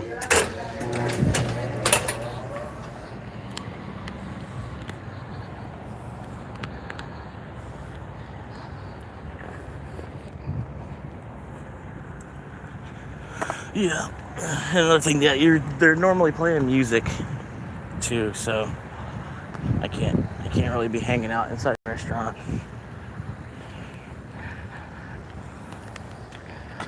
I'm waiting for your hang on one time. I don't mind waiting. I just hope they can eventually get the order out.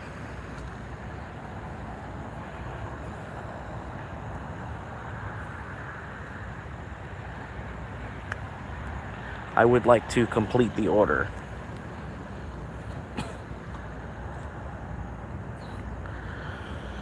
Yep. And the crazy part is, like, I'm seeing other Dashers just, like, come and go, too.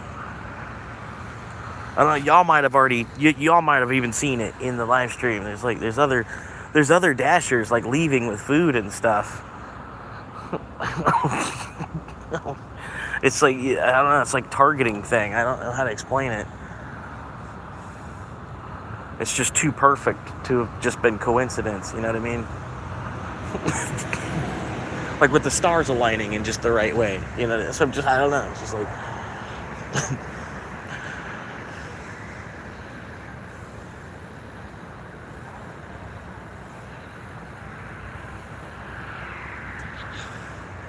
Yeah, this is the Garden of Eden, and mankind's just destroying it. The body-worn translator. So it's like secretly, all of the Latinos have already been fighting World War III, and they're all fighting over Florida to see, you know, which Hispanic race is actually going to take over Florida. But it's true though. It is so true. It's not a God's honest fact, but it's true. Are the Cubans gonna do it? Or are the Puerto Ricans gonna do it? Or are the Mexicans gonna do it? Who's gonna do it? Who's gonna do it first? Who's gonna take over Florida? They're having a breeding war to see who's gonna take over Florida. You know what I mean?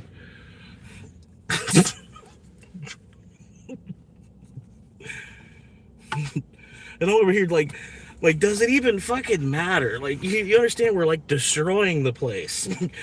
It's just like you understand, like it's like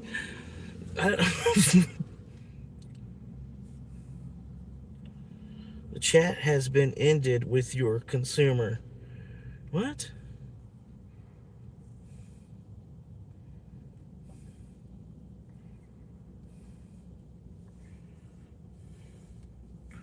Make this delivery count. This customer tends to leave higher tips and ratings for great service. Take a moment to check over their order.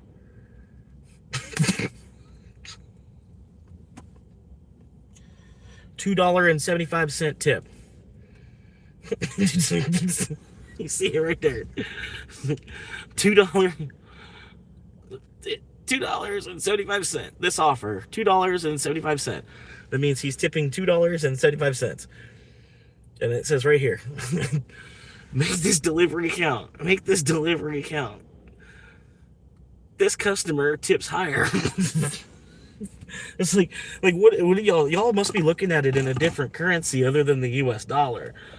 You know what I mean? Like, I guess, like, in ruples, yeah, it's like over 100 ruples, you know? So, like, I don't know. That's the only thing that makes sense to me. They think a $2.75 tip is a big order. Is somebody that's a big tip. All right. They normally do tip well. They just didn't expect it to take over an hour to get McDonald's delivered.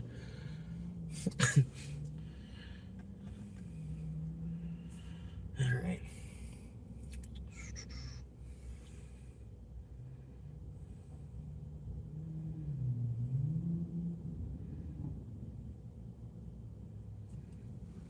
But yeah, I've had them do this before, and they even closed this McDonald's down.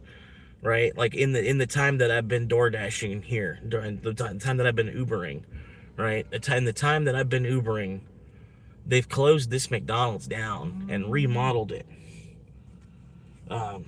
closed the McDonald's down and remodeled it, like revamped it in a way, because it's like there's less dine-in now and there's more delivery orders. So they kind of remodeled the whole lobby of the McDonald's, where it's kind of like a bus station feeling almost. You know what I mean? Like kind of just like waiting at a bus station more than like a restaurant. You know, coming into a restaurant to sit down and have a meal. It's more like just waiting for your order at like a bus station or something. Waiting in a, you know, like a large phone booth or something for your food. And then yeah, they had like the little takeout kiosk thing. A bunch of drivers all crowding around it like crabs. You know, it's, you know, like I want to film more of it too. Like y'all can see it, because it's kind of funny to like watch other DoorDash drivers, the way that they like go and snatch, they snatch and then jump, they like run in front of you to go look, you know, and it's like, you know, it's your food. You've already been waiting 20 minutes, you know, like to me, like with the Uber orders and shit, I could time it, you know, and then walk right in there and see another DoorDash driver like come like cut in front of me, you know, go look to see what it is. I'm like, I'm like, that's not even your order, bro. I'll just stand behind them patiently until they get out of the way, and then just go grab it. Don't even read the name. Just grab it.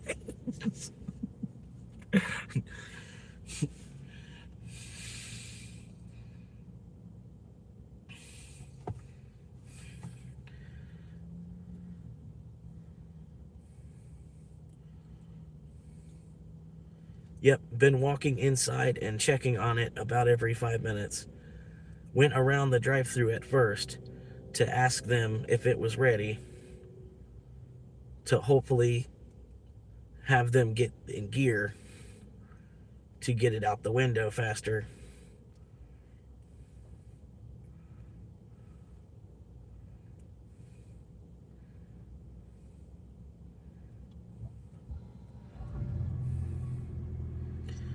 Been walking inside and checking on it about every 5 minutes. Went around the drive-thru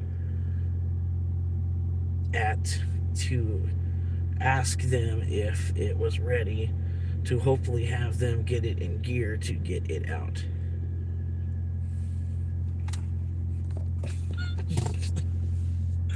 Like, it shouldn't be like this, man. That's what I say. I need to get the fuck out of this city, dude. Every goddamn fucking restaurant in this city, you know, it's like this whole citywide. They said fuck delivery orders. They still do them because they have to. It's like part of their job, you know. They have to, but you know, like at the same time, they do them like this while they're doing them. You know what I mean? Like, yeah, fuck, you know, like while they're working on delivery orders, they're just like this. You know what I mean? And it's like, well, then just turn them off for, you know, we'll turn them off for 5 years. And then 5 years from now, people will be chomping at the bit, ready to order again. You know what I mean? And also it gives them 5 years to get some training done. Maybe it'll take that fucking long.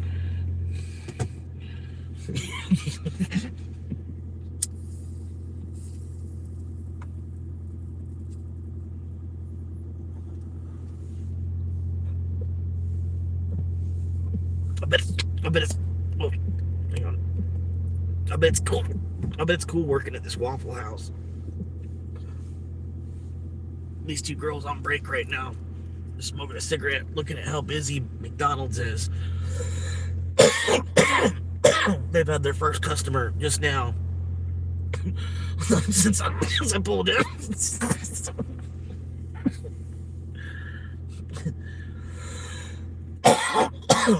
It's gotta be kind of cool though, right? Like imagine being on the clock over there at Waffle House, and then just outside smoking a cigarette and looking at how fucking busy McDonald's is, and then knowing that they're making this same exact pay.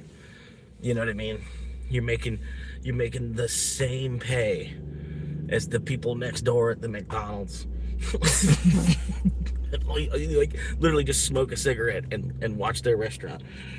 You know what I mean? Like, that's not all you do. It's not the whole job, but you're getting a way easier $15 an hour than they are. You know what I mean? And that's why I say, like, me at my parts job that I have, That's the way I gotta kind of remember it like that. You know what I mean? Like even on the worst days, it beats the hell out of being in a restaurant for the same fucking pay. You know what I mean? Like on dealing with all this shit, the drive-thru's been like this for about an hour, and it's like it's already after 10 o'clock on a Sunday night. You know, you'd think it would like simmer down. You know, people that aren't even handicapped getting in the handicap spots and shit. So again, another driver leaving with food.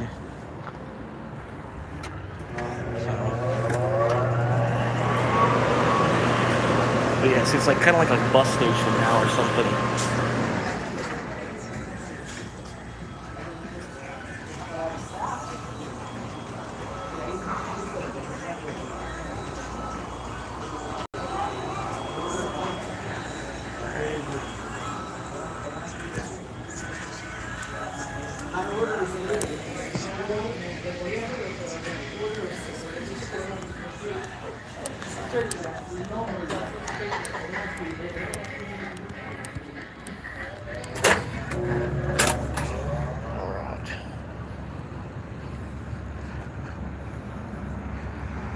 Cold pizza or cold fried chicken, still good by comparison. If it was gonna be food delivered, I never get it. It's only nice when warm, cold. Yeah, exactly, man.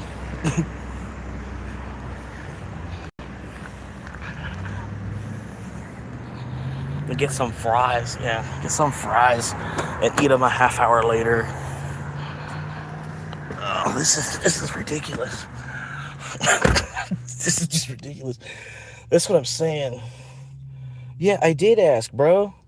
You didn't hear me say that? Like, I did ask. It's in writing. It's in writing. Right there. It says, I even went through the drive-thru and asked them how long it was going to be. Like, what do you mean? May you ask? May you ask? I have. Yeah, because this is my first night delivering. I didn't, you know.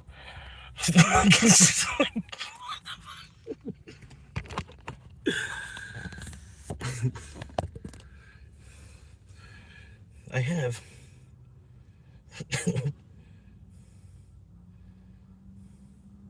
I did.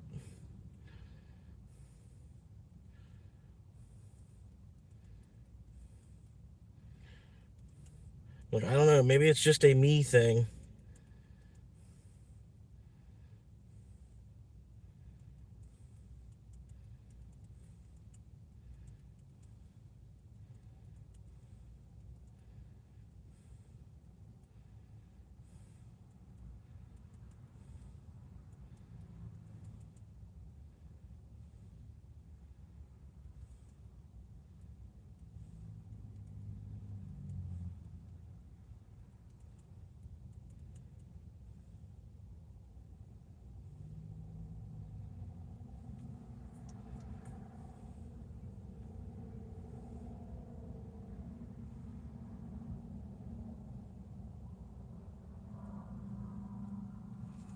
Like, this was like, even if I were to ask somebody, so I should awkwardly stand in there for 10 minutes.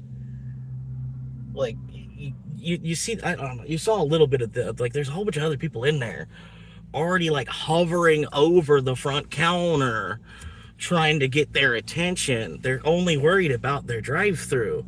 And then you can't pick up the delivery order in the drive-thru. This dude is like, he's never dashed himself. Is part of it, you know what I mean? Like, he's oblivious to, like, what's actually going on. And, like, dude, there's nothing I can fucking do. Like, the more patiently I wait, the more odds are the order will actually come out. You know what I mean? Like, if I don't, you know, if I'm in there huffing, puffing, and tapping my feet, doing all this other shit, asking them 15 times where the order's at, it's gonna help it not come out. You know what I mean? Like, I don't know what. And like I said, so let's go in there, and then so we'll stand there at the front counter, wait there for who knows how long till somebody finally fucking comes up to the front counter, thinking that I'm standing there because I'm trying to order, right? So that's part of what you have to kind of put your phone away, and act like you're waiting to get an order in, right? Because if you have your phone out, they just continue to ignore you. They like, because you have your phone out, they know that's a driver.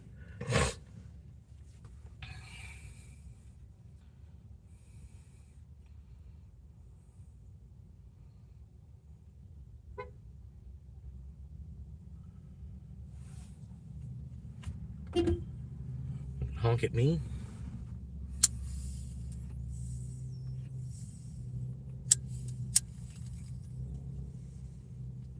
But either way, I'm making money on this. You know what I mean? Ain't too bad. I'm just gonna reach out to support and cancel it at this point before he does.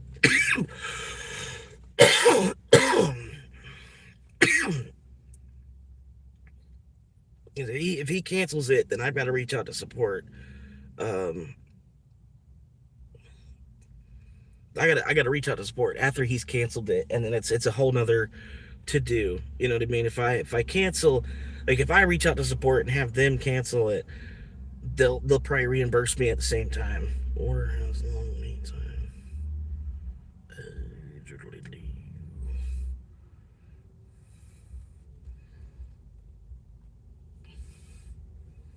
Contact support. Chat with support.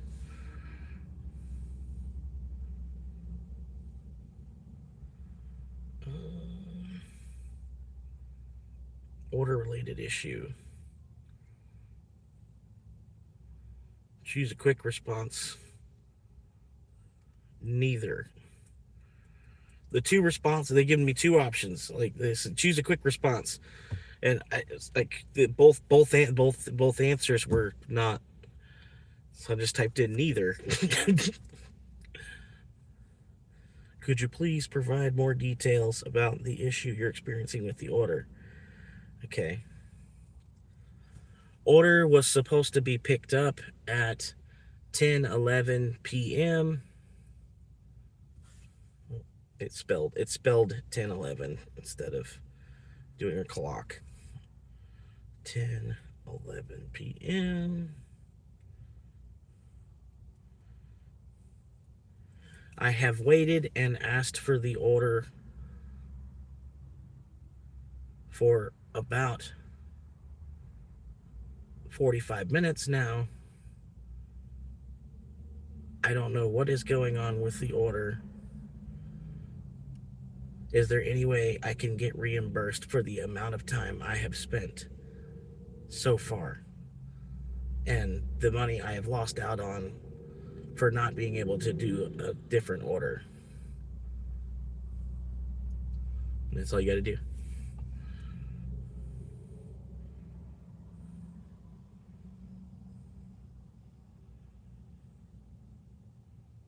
What you need more detail? I just gave you a paragraph.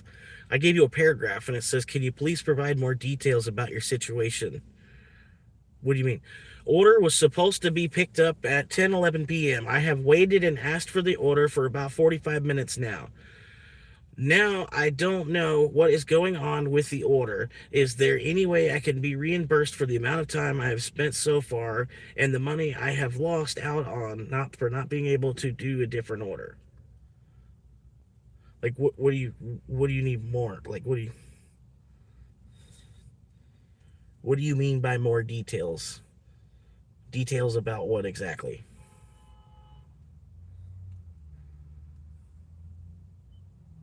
You know what I mean? I was like, what do you need me to elaborate about?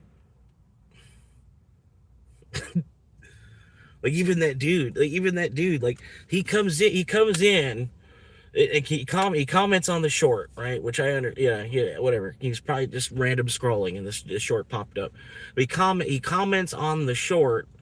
He literally comments ranting and hooting and hollering about the Second Amendment in my video about people hooting and hollering about the Second Amendment. Like instead of hooting and hollering about the First Amendment, like You know, and I get where he was saying, well, it's like it's the Second Amendment is backed, it's the First Amendment is backed up by the Second Amendment, and it's like, yeah, but he's like, and he's saying, well, if we lost our Second Amendment, the First Amendment would be next, and I'm like, I don't really think that if we lost gun rights, we would lose our freedom of religion. You know what I mean? Like I think you're really missing the point there. And then he uses like he goes in hoot and hollers about fucking the you know, and then really Second Amendment is not necessarily guns. It's evolved into guns, you know, and then what guns have evolved into, you know, what they are today. You know what I mean? That's not really what they intended when they were writing the Second Amendment. You know, yeah, you know what I mean. But whatever. It's like, and then like I said, and he's over there hooting and hollering about the Second Amendment, and he's like, and I'm like, dude, you don't even get it. And like you're here commenting about the Second Amendment, like rather than like appreciating the first, like you're showing me in a comment that you appreciate the Second Amendment more than the First Amendment, and like the whole reason for any of it is the First Amendment to begin with. You know, it's like the freedom of speech and freedom of religion that even gave us the right to bear arms, you know. I meant if you could share more information about your issue with your order, such as what happened after the scheduled pickup time and any communication you received, this will help me understand your situation better and assist you accordingly.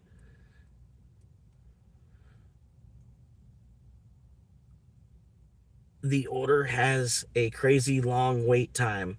I am watching cars go in and out of the drive-through. I must have seen about 50 cars go around the drive-through while I've been waiting on this DoorDash order. I have popped into the restaurant to see and ask about where it is about every 5 minutes periodically.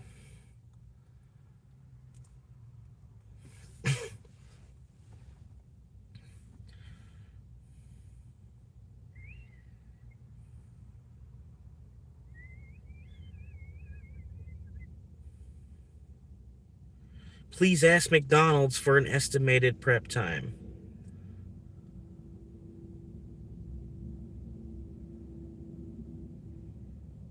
I still need help.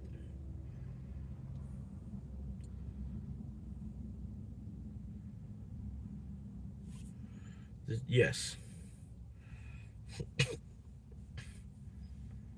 Great.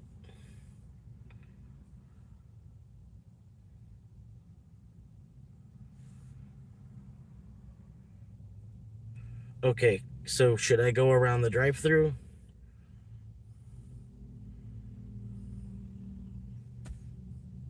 Do I wait till the lobby closes and then just go around the drive-through?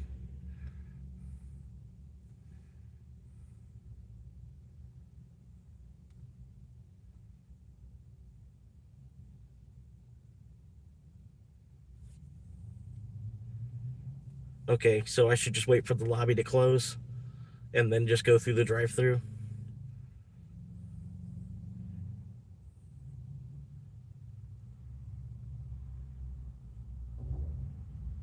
Because I went to the drive-through and then they told me to come into the lobby. I've gone into the lobby about 6 times. 6 or 7 times now.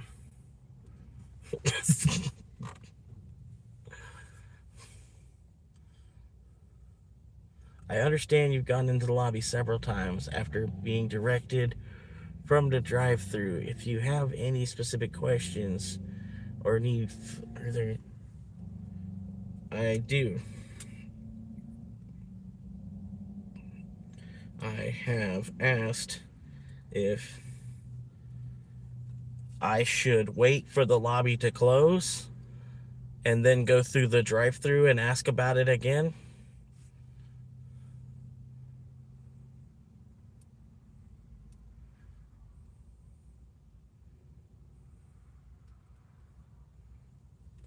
Yes, connect me to an actual person. Like, thank you. God damn. Woo! And if they would just have their shit together, they could just have their shit together and then just like have the food ready at the time it's kind of supposed to be ready. Or even like reach out to DoorDash and tell them, hey, turn off DoorDash orders for tonight. We can't handle it. We don't have the staff. We're getting hit in the door. Our drive-thru's getting hit like hell right now. We can't do the deliveries too. We're making enough money in the drive-thru that we don't need to do, $5 deliveries and shit.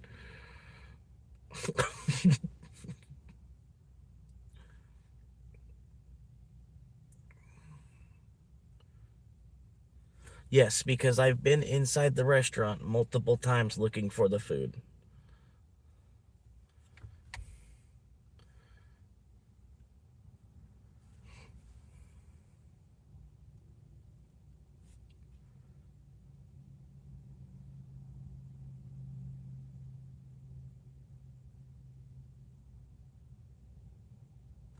Okay, I'll go back inside and check on the food again while I'm talking to you.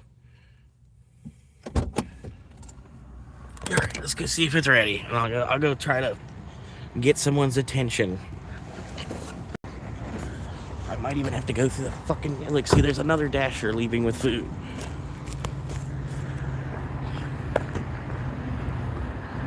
Like, the whole thing is, when it's ready, they're supposed to put it in the little box. They're supposed to, like, like I said, they closed the whole restaurant down and remodeled the place. And then it, like, built this, like this, so that you could come in here, and then you go up to this little box thing.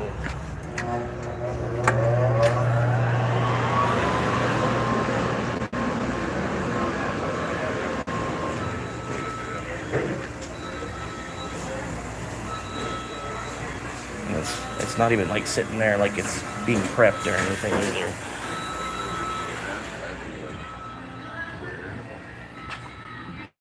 So just walked into the restaurant again, looked around the counter. Nobody is coming to the counter to give anybody attention, and it does not look like the order is even being worked on.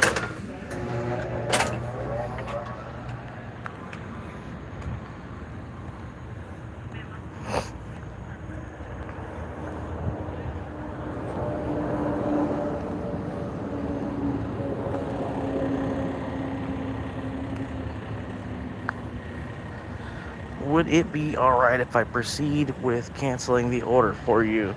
Rest assured you will receive the promotional payment without any impact on your completion rating.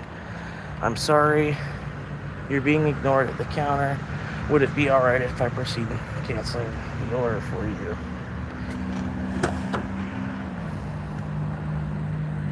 Should I give it 10 more minutes? Just as benefit of the doubt?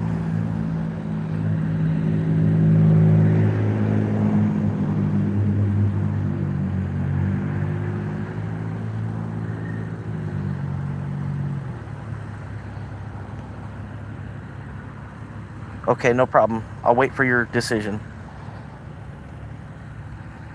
And then I put it on support's hands. Like, they were like, should I cancel the order for you? And I was like, well, you don't think I should wait like 10 more minutes just to see maybe?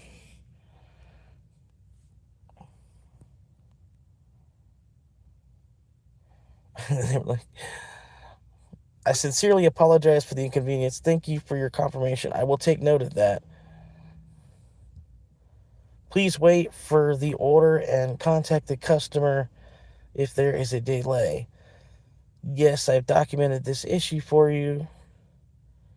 Were we able to get your issue resolved? No, we are still discussing the resolution. Like, what do you mean? Did we get your issue resolved? Like, no, we're still trying to negotiate that.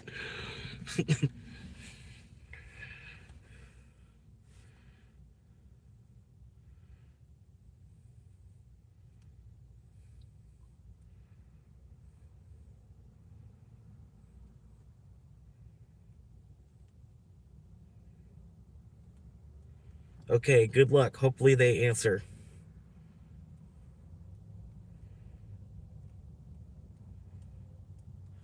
There is about 20 cars in the drive-thru currently. I'm not sure if they're going to be worried about a phone ringing.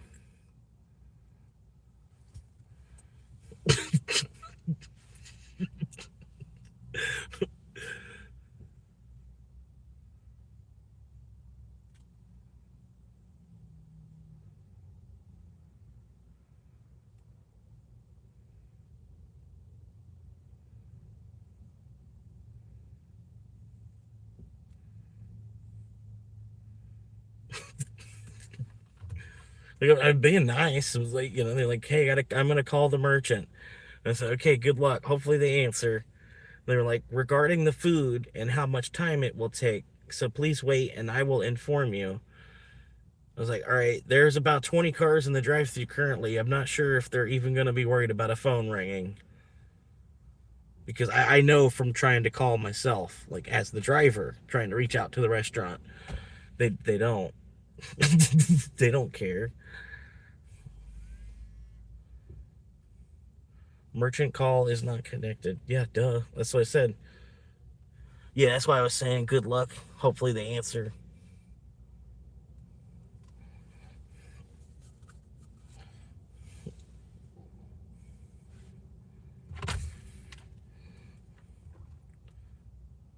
I tried calling them too.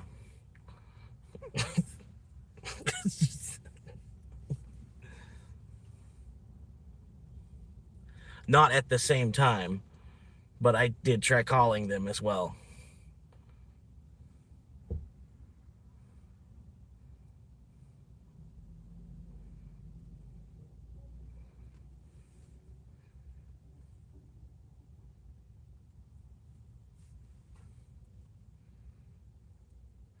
So I won't be paid for any of the time I spent waiting then.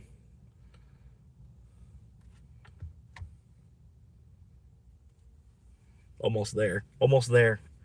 Almost there. Almost got a free trip. Almost got a free hour of work. This is what I'm saying, man. Like, rest assured you will receive payment without any impact on your completion rate. Okay. Thank you. It's been a night already, and this was my second, was supposed to be my second, wait, what was this, my third delivery?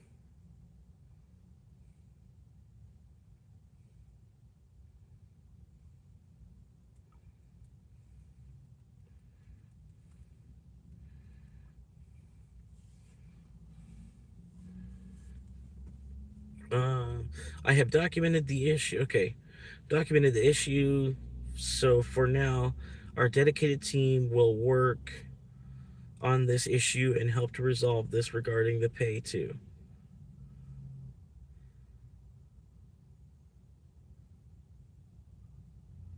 Okay, thank you. It's been a night already, and this was supposed to be my third run of the night.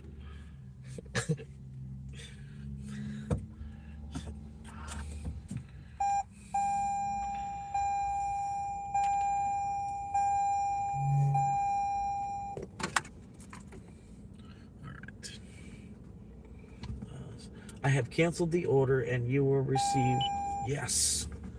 You can check the payment in the earnings tab. Please refresh the app to see the changes. Have we resolved the issue? I hope so. It looks like it. but I have not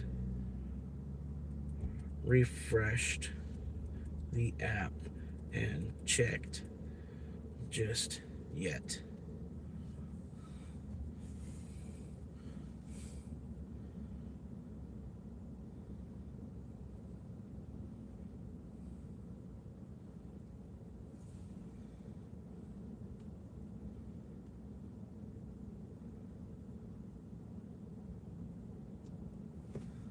I'm going to dig into this.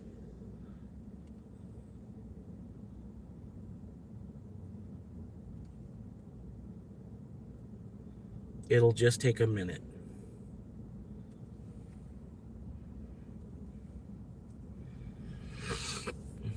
They kept saying that to me, so I figured I would say it back to them.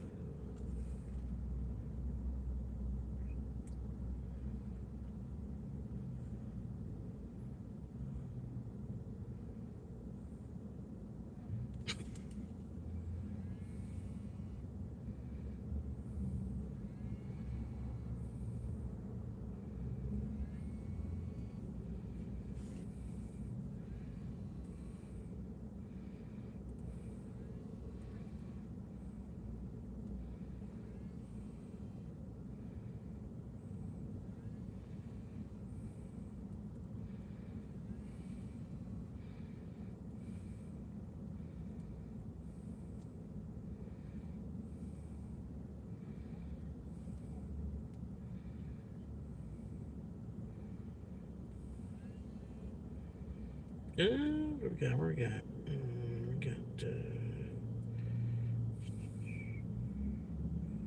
Let me see. Boom. Yeah, dog. Yeah, dog. Oh my God. Yeah, dog. I'll take that. Yeah, dog. Yeah, dog. This was an $18 order apparently. Yeah, dog. That's what I'm saying. Like, it's part of it is like, well, I don't. You got. It's like part of it is, right. Part of it is you got to follow procedure. You know what I mean? And then part of it is the restaurant itself is not following procedure. You know what I mean? If it would have went to the protocol, I would have already been on. This could have been completed at like 10:17. The order could have been completed, done.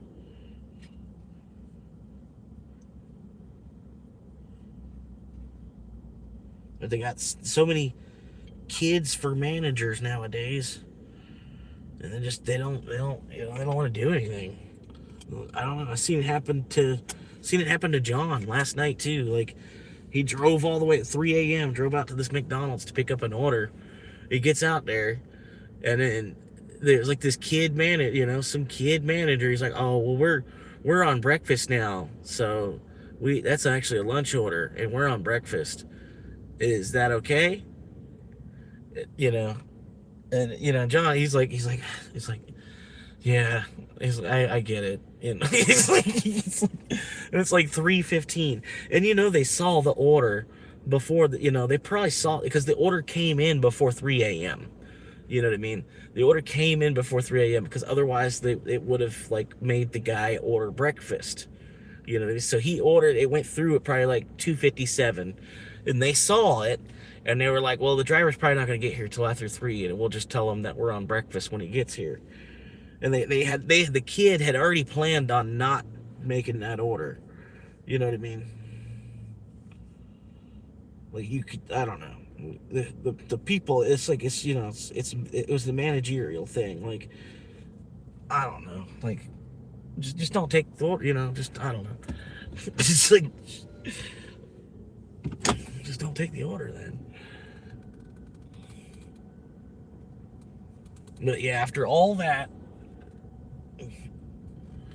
I made $18 on this delivery.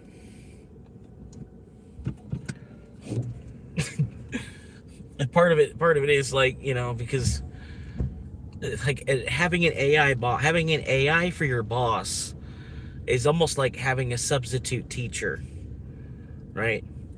It's almost like it's like having a substitute teacher for a boss. You know what I mean? It's like you can manipulate it. And at the same time, all I did was follow procedure. Like you see me do it. I kept walking in there, checking, seeing if it was ready. Kept walking in there, seeing if it was ready. Trying not to be a pest at the same time, because I didn't want to be standing there like up on top of the counter, fucking sitting on the counter waiting for the fucking food to come out. No, I was trying to give them space. I went through the drive-through, waited patiently through the drive-through, asked the girl nicely if it was ready. Basically, that was me telling the kitchen, like, hey, I'm here. Go ahead and, 5-minute warning, get it ready. That was me in the drive, so she already could have, like, yelled over to the kitchen or told him on the headset, like, hey, that order for this guy, get this thing halfway ready because he's in the drive-through right now. I told him to come into the lobby. And then meanwhile, why is the lobby open in a neighborhood like this?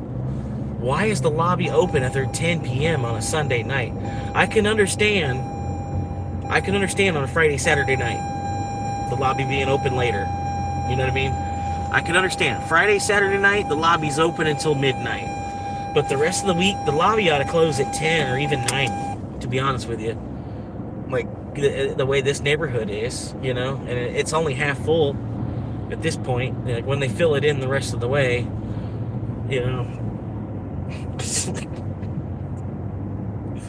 stop, fill it in the rest of the way. But cool, not bad, man.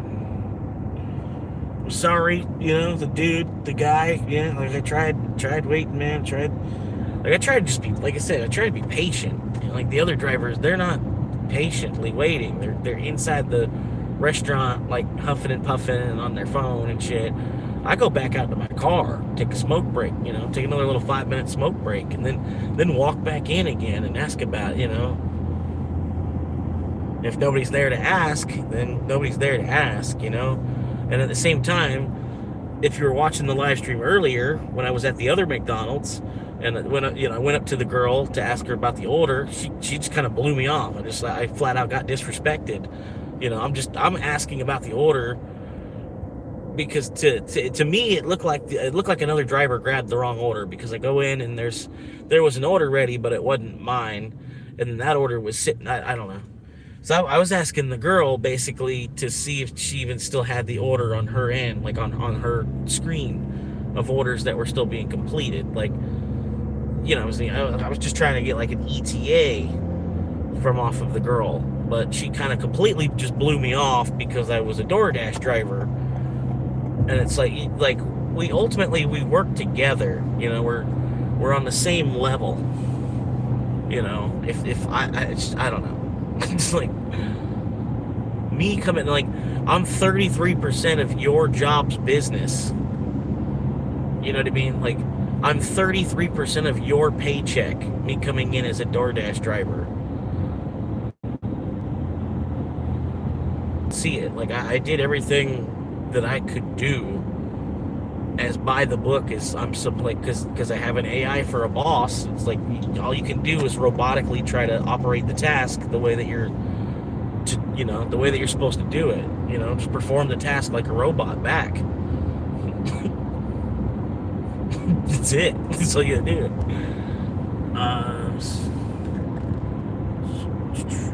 It's crazy they cannot get your order right, and a monumental waste of time. The dude shouldn't have ordered McDonald's. If I was the customer, I would have canceled the order from my end by now. Yeah, they can. They cancel. All I have to do is reach out to support and be like, yo, it's been over an hour. I've been waiting for my food. I don't know what's going on with the driver or what's going on with the McDonald's. Like, you can say, like, I'm not mad at the driver because I know the driver's, like, at the restaurant trying to get the food. Like,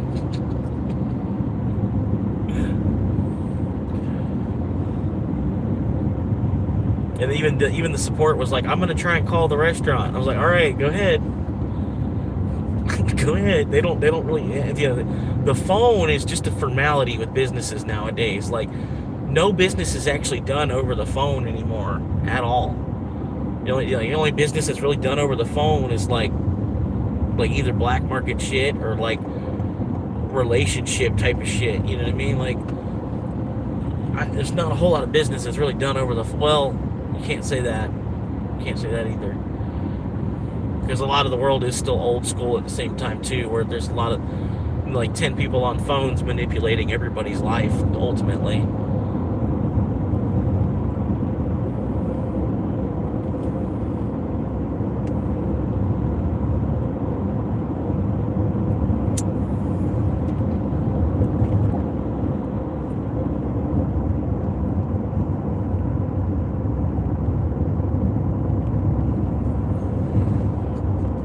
Well, hell. So I made 28 bucks plus another 18. 28 and 18 is some odd shit. Some odd 46 bucks or something. No. Yeah, 46, 26 and 18. Wait, 28. 28 and 18 together is 46. So I'm gonna pay $50 fucking dollars.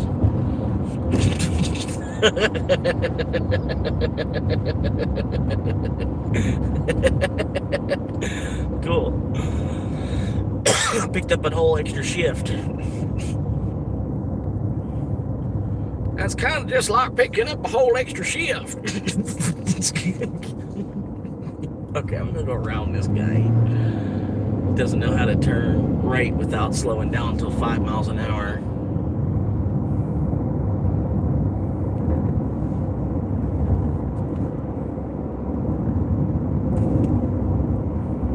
What do we got? Got an order coming through? Oh, it was just vibrating. It sounded like it was vibrating.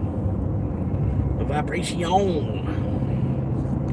But no, it looks like they hooked up the reimbursement a little bit too. And I wasn't trying to sound too pissed off. Like that was more or less just like talking. And they're like, "Have we resolved your issue?" I'm like, no, we're still negotiating it. Like, what do you mean? Have you resolved the issue? We're still discussing it. Like, what do you mean? And they were like real quick. They were trying to get off the line real quick. I'm like, no, we're just in a chat, buddy. Come on now, you're on the clock. Just hang out, chat with me for a minute. It's instant messenger. Let's hang out, man.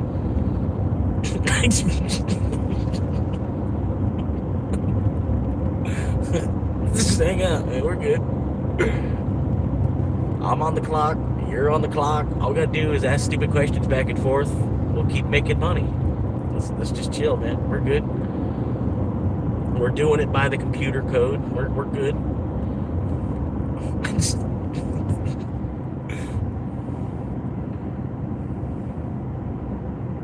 It's like, realize, man, you realize the whole earth is just a fucking video game. You're like, oh, okay, I got this shit. Okay, I get it now. I'll see y'all next time.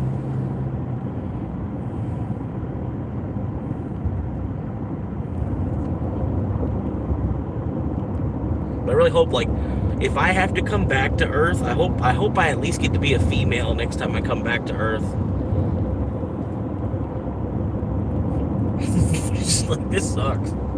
This sucks as a guy, and I think like as time progresses, it's only kind of gonna get worse. Like, I don't know. Like maybe we're just like in the worst part of it. Like we're all on the cusp of so much change. Like so much big shit's about to happen, and so much big shit has been happening for the last, maybe you want to say, if you want to look out, zoom out a little bit, you could say like last couple thousand years. So much big, incredible stuff has been happening. Whereas before that, if the Earth is millions of years old, there wasn't really not a lot going on until a couple thousand years ago.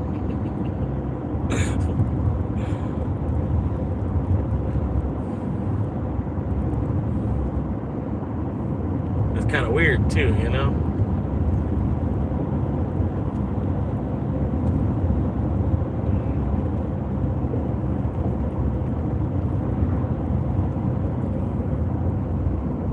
Yeah, I just lived through it, man.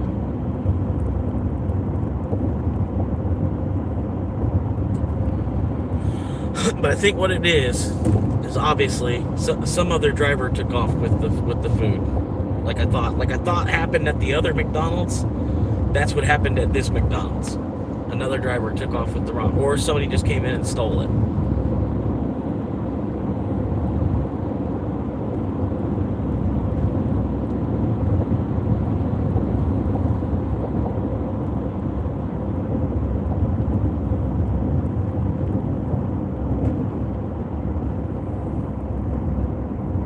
But yeah, like the McDonald's, it don't even feel like a restaurant anymore. It just feels like a pass and go machine or something. I don't know. I don't know how to explain it. It's weird. Like it's like a bus or a train station or something. Like a train station. Subway, like a McDonald's if it was in the subway. Not the subway, like the sandwich shop. The subway like the New Yorkers drive.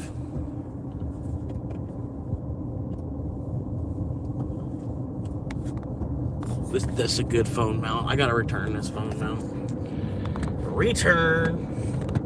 That's a return.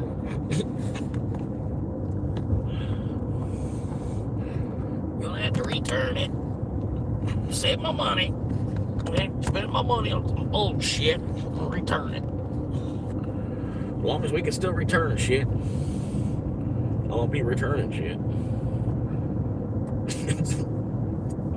As long as you've been living, you've been returning shit. As long as they keep letting me return shit, I'm gonna keep returning shit.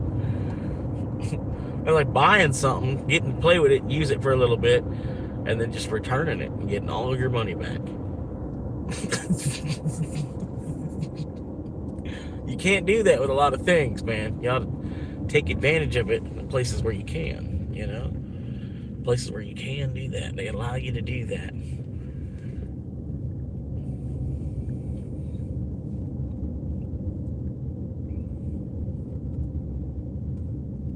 I've even seen like kids, man, if like their mom go to return their PlayStation 2. Like I bought a, you know, she said I bought a PlayStation 2 for Christmas, and then his grades started slipping, and so I'm taking this motherfucker back. You can give me my $200 back.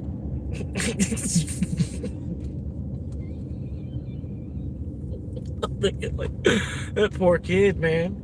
Like the mom knew his grades were gonna slip. You just gave him a PlayStation 2, and this was like, you know, like in 01 when PlayStation 2 came out. You know, like again, the PlayStation 2 was like cutting edge, state of the art. Like Sony was like really on their game at that time. You know, like Sony really knew what they were doing at that time. Kind of. And then, man, if I had a PlayStation 2, imagine being like 11 years old and having a PlayStation 2 for like 90 days. Like you got it for Christmas and then got that bitch returned on you. And then it's cool that we live in a world where you're able to return an electronic like that. You know what I mean? Like you bought a computer, like buying a computer, using it for 90 days and then trying to return it to the store. You know what I mean? Certain thing like a computer, I don't think you should be able to return like after about 7 days. Because you don't know what the fuck people are doing with that thing. You know what I mean? You could fucking, like, you know, you buy a computer, use it to mine with for like fucking 29 days and then return the bitch. You know, there's all kinds of people that do shit like that. You know what I mean? It's like, you can't tell me, you know, there's gotta be millions of people like buy a computer, mine with it for like 29, 28 days and then just return it. And the next guy gets a deal on it. It was a returned, you know. They get it like it's a very good. It's not new, but it's very good. Allegedly, it's very good. So they get it for like 20% off. The store still makes some money because like it's about a 50% markup on the shit. You know, if they're selling it for $1,000, they probably buy them for like $400. And then just mark them up to $1,000. You know what I mean? So you get 20% off $1,000. It's a good chunk of change. It's a pretty good chunk of change, in all honesty. You know. So really, you're kind of passing down. It's profit. You know what I mean? It's profit right there. You got it. You bought the computer. You used it for about a month. You mined with it. You made a bunch of profit from mining with that computer, minus the cost of your electric. You're free on the equipment cost because you like rented a computer because of the return policy on computers still. You know what I'm saying? Like almost how they exploited. You know, they did that exploit on the GameStop stock. They could do the same thing with computers, like until they decide that they need to change the return policy for computers. You know, because it's like at our store, if you buy like an electronic, if some kind of like some of our electronic pieces, our sensors and ignition coils, certain parts are not returnable. If they're electronic parts are not returnable. So I don't know why a computer would be a returnable. You know what I mean? So, like, in the meantime, until they change that, you could buy a computer, mine with it, and then return it in 28 days. No problem. Even if you scratched it up and shit, like, there's like, you damaged the computer, but it's still a working computer. Like, you're returning it. It's like, it's not. You're not buying it for the cosmetic, you know. It's like some people are buying computers for cosmetics nowadays, but it's like, that's what I'm saying, it really doesn't matter, you know. You can scratch the shit out of the glass, you can, you know, as long as the thing turns on, it's not giving no error codes and shit, you're fine. Just factory reset that bitch and then you're good to go. You got a whole month of mining on equipment that you didn't even have to buy. And you could stay up to date with the equipment. So like you could do that even just like, so instead of mining all year, you mine like 1 month of the year. And then you always have the most up-to-date computer. Like every year you do this, you mine 28 days, buy the latest computer you can get, and you just return the bitch. And then, look, 20 years from now, yourself in 10 years from now is going to really love that you were into Bitcoin 10 years ago. I guarantee it. Like, regardless of how high it actually goes. I honestly think 10 years from now, because we're in such a phase of it right now where we're really starting to hit like an early majority, hitting into, you know, we're out of the early investor phase and into an early majority phase. So it's like really like, it's almost no longer even a scam. You know what I mean? Like it's like legitimate at this point. Like people aren't starting to not even see it as if it's a scam anymore. So I think it's only a good thing. I think the apps sites to order online charge extra here anyway. Yeah. So I always order by phone. What would one make with 28 days of mining? It depends on your computer. Honestly, right? Duh. You know what I mean? I'm not trying to be a dick about that either, but you know what I mean. Now that I said that, it's like, oh yeah. But you're trying to get a round number. You could probably make between like 30 cents and $5 a day. I'm gonna say, depending on what computer you get, how you have it overclocked, what mining program you're running, through what pool you're on, what crypto it is that you're mining, how much potential gain there is still behind it. You know what I mean? Is it going to be something that actually gets adopted, or is it just like some shit coin? You know what I mean? Like if you're mining Shiba Inu, or you're mining Pepe, or you're mining Doge, I think honestly you got to think of the upside on all that too, right? So, but like if you were, you know, you can get a piece, like you not know what you're doing, right? If you don't know what you're doing, you get a computer that only mines like $0.25 a day. But the thing is, like, you got to be in it for the price 5 years from now or 10 years from now. So you're pocketing it either way. you're going to pocket 25 cents a day, right? Which that it'll be negated by the cost of electric anyway.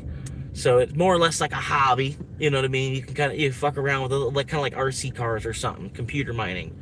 You know what I mean? You build a little wallet, 25 cents a day, like a piggy bank that makes its own, a piggy bank that puts $1 into itself, right?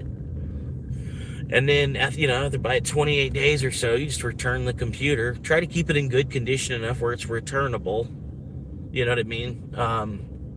Which it shouldn't. It should be fine, really. Like, computers, man, they can mine for a couple months before they'll really start to, like, fry out the fucking graphics card. But you also kind of watch the fan speed. You don't want to have you could return the computer just because the fan stopped spinning, though. You know what I mean? You could you'd be like, yeah, there's 2 fans that are not moving on my graphics card anymore. I just bought it. Like I just bought it like 3 weeks ago, and then 2 fans on my graphics card are not moving. And be like, well, they'll have to take it back at that point. You know what I mean? And because the whole thing is like the graphics card nowadays, especially when it comes to mining. So like the computer you're buying, more than half the price is going to be the graphics card that it has in it. And the better the graphics card you have, like I said, you can have the possibility of mining $5 a day. There's people that, you mine enough that your electricity is free. Like when you really get into mining crypto, you mine enough that your electricity is free, or you're trying to save that money, you know what I mean? And you're trying to save it for future gains, like 10 years from now, Bitcoin. Like you're not trying to mine Bitcoin just to pay your electric today. You're trying to mine Bitcoin to give it to your kid, Like, you know what I mean? So it's, you could take the cutoff, or you could be like, yeah, well, I have a computer that runs and my electric is free. And on top of that, I have some solar too. I got solar and all that. So between the solar and my computer mining, my electric is free. Or you could be like, you're putting the money away. You just still go ahead and just pay your electric bill. And then, because it's not going to make your electric bill go up too much either, unless you really get into it where you have like 8 computers all going, you know what I mean? Because you're just running a computer, an Energy Star rated computer nowadays. You're running an Energy Star rated computer, which is running at wattage that, like TVs of the 90s used more wattage than a computer mining today, ultimately. Well, I don't know. I don't know for a fact on that, but I know, okay, your power supply is about 500 watts on a computer. Most normal computers, 500, maybe an 800 watt power supply. So the most that your computer is even going to withdraw from the wall is a half a kilowatt of power per hour, because you have a 500 watt, right? You have 500 watts, so 2 hours of that running is going to be 1 kilowatt of power, and however much change it is to run run a kilowatt, and you know what I mean, depending on where you are in Australia and all that, you might be paying 25 cents for a kilowatt of power. I don't know. I know, like here in the U.S., people are bitching because it went from like 7 or 8 cents up to about 15 cents or 18 cents per kilowatt, depending on what city you're in. So I don't know what you're paying per kilowatt, but you have to minus that from whatever it is that you're making at the same time. You know what I mean? It's confusing. There's a lot of math involved with it. That's why it's computer mining. You know what I mean? Literally, it's using a computer to mine digital gold that exists only in the computer network itself. But you can use it everywhere we're starting to get to the point you can use it everywhere in the real world too, because the internet's only getting bigger and bigger. Like, think about the internet back in the day, and everybody that used to like shun the internet, and the old people, they didn't want to touch it, nothing, nobody wanted to, the internet, took a long time. It's like that, right? And then you're adding money, you're putting currency into the mix too. It's the internet plus currency, right, together. And so that's why people are like afraid of it. You know what I mean? Like everything that they were afraid of the internet, now they have currency involved too. You know what I mean? But at the same time, it's not going anywhere. Like, as long as the internet is on, it's going to be a thing now. So until they shut off the internet, the currency's been rewritten. And they can print all they want. The more that they print, when me as a Bitcoiner, when two countries go to war, you know, like granted, I'm not really pro-war, but if y'all want to fight, if y'all want to print more money to be able to go to war with each other, well, it's good for me as a Bitcoiner because my number goes up. There's still a finite amount of my currency. Your currency gets debased. Your currency gets split by another $100 trillion, and then my currency gets pointed in another $100 trillion, like being added to the mix. You know what I mean? And then that $100 trillion doesn't even have to fall into Bitcoin to make Bitcoin more rare against it. You know what I mean? In comparison to it, you know, the hundreds of trillions that exist on the one side, and then the only 21 million that exist on the other side. You know, it's two different denominators. Like, you know what I mean? It's like, and in time, there's going to be more and more people that are going to be buying things with Bitcoin, and then more and more wealth that'll be like ultimately getting trapped into Bitcoin when people are using Bitcoin to buy cars and shit. People are, you know, now part of the automotive industry is in Bitcoin, you know, like it's Bitcoin is eating part of the automotive industry when people are using Bitcoin to buy cars and stuff, you know, like, or even like say I get enough Bitcoin, I sell my Bitcoin to buy land with. Now Bitcoin, the cost of that Bitcoin it's absorbing the real estate market.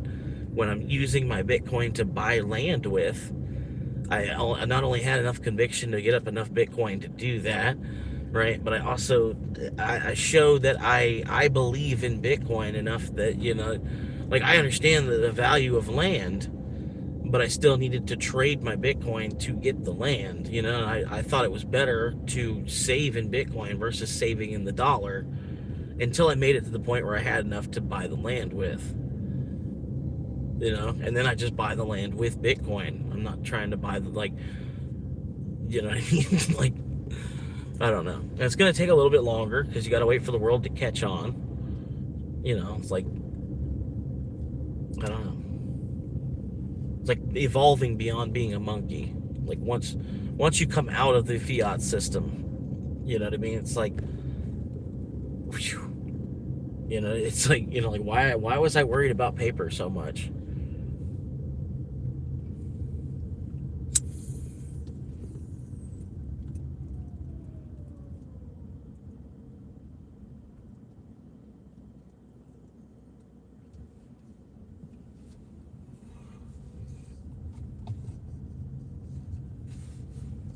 But yeah, we got no DoorDash hotspots. It is midnight. This town is like, it's a sleepy town too. Like I'm thinking about going up to Gainesville. I'm gonna start learning Gainesville because it's not that far, right? And if I were to just drive up to Gainesville, I could probably have like a $300 day. I'm watching it on John's channel and shit because he's running both Uber and DoorDash now. And then like DoorDash, there'll be a lot of dead time. Even in his market, there's still some dead time. So he logs on to both. And then, like I said, you log on to both, and then you got more of an opportunity to not be sitting there in between orders. So that's what he's been doing. And it's really paying off for him. He's going from like making a $200 day to making a $300 day. So, you know, you're looking at 50% more income in the same amount of time. You know what I mean? The same amount of, like, you still have a day. You still have to waste a day or use it. You know, you still have a day to use either way, right? So, like, does it really matter? You know, if it was like an 11-hour day, you know, the 11-hour day now becomes like a 14-hour day, kind of, sort of. You know, like on the days that you really are pushing it. You know what I mean? But you're logged into both apps and pulling $300 out of it. Shit, I'll just as soon work an 11-hour day. You know, I'll work a 314-hour day just as soon as I would work an 11-hour $200 day. I would really, like I said, I'd be aiming for the $300 fucking, you know, and it probably wouldn't take you 14 hours either. Take you less time because there's less time idle, you know, in between orders.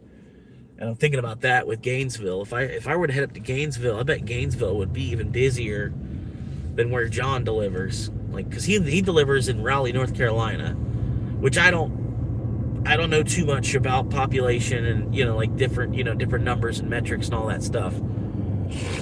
But I can imagine Raleigh, North Carolina is probably smaller than Tampa, even though it's the capital city of North Carolina. I don't know for sure. And if I could ask this phone right now, I would, because I just thought of it as a question. But anyway, but I bet Tampa's ultimately probably busier than Raleigh, where he's at.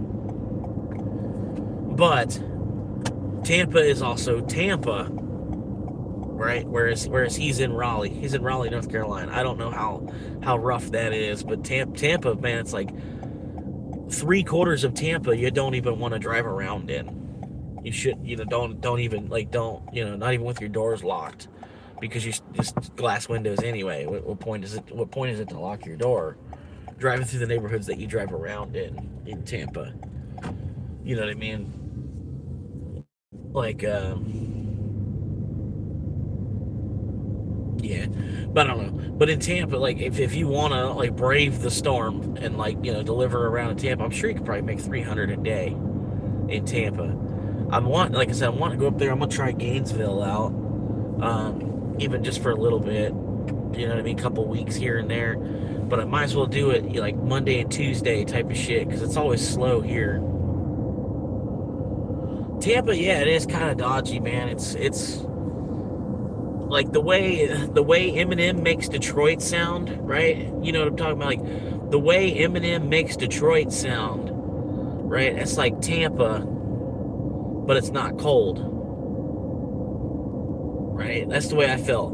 Like when I was in Detroit, I was like, man, I'm like, Tampa look like this is, man, I'm like, this looks better than Tampa. I'm like parts of it did resemble Tampa, like the inner city parts of Detroit and Tampa, the both like, but I haven't been to Tampa and been around too much but I still know, like I know from being there, growing up there, like living there, there's certain areas of town they're just not going to change, like in my lifetime. There's, you know what I mean, certain areas of town that they're gonna stay, like Channel Side. There's money in Tampa. That's why they say there's a split, but most of Tampa, it's not stuff you want to really be driving through, because you got a bunch of construction and nails all over the road. The road's all beat up from the construction. They're constantly making what they call improvements to the roads, and the traffic in Tampa. Like, I don't understand why people live in Tampa, ultimately. Like, I don't, you know what I mean? You think the people in Tampa, they want to get out, unless you're like really like a city type of guy. You're really like, because I mean, like I said, but I don't know. But there was like definitely parts of Tampa, me growing up in Tampa versus me visiting Detroit. There was definitely parts of Tampa that I felt like were worse than Detroit. And then Detroit is changing a lot too, whereas Tampa is kind of, they're trying to make it look like there's money there.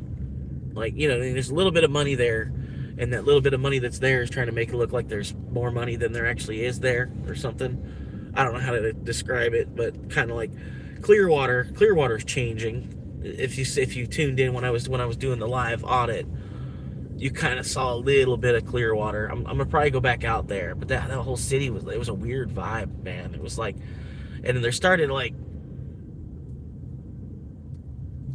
I don't know.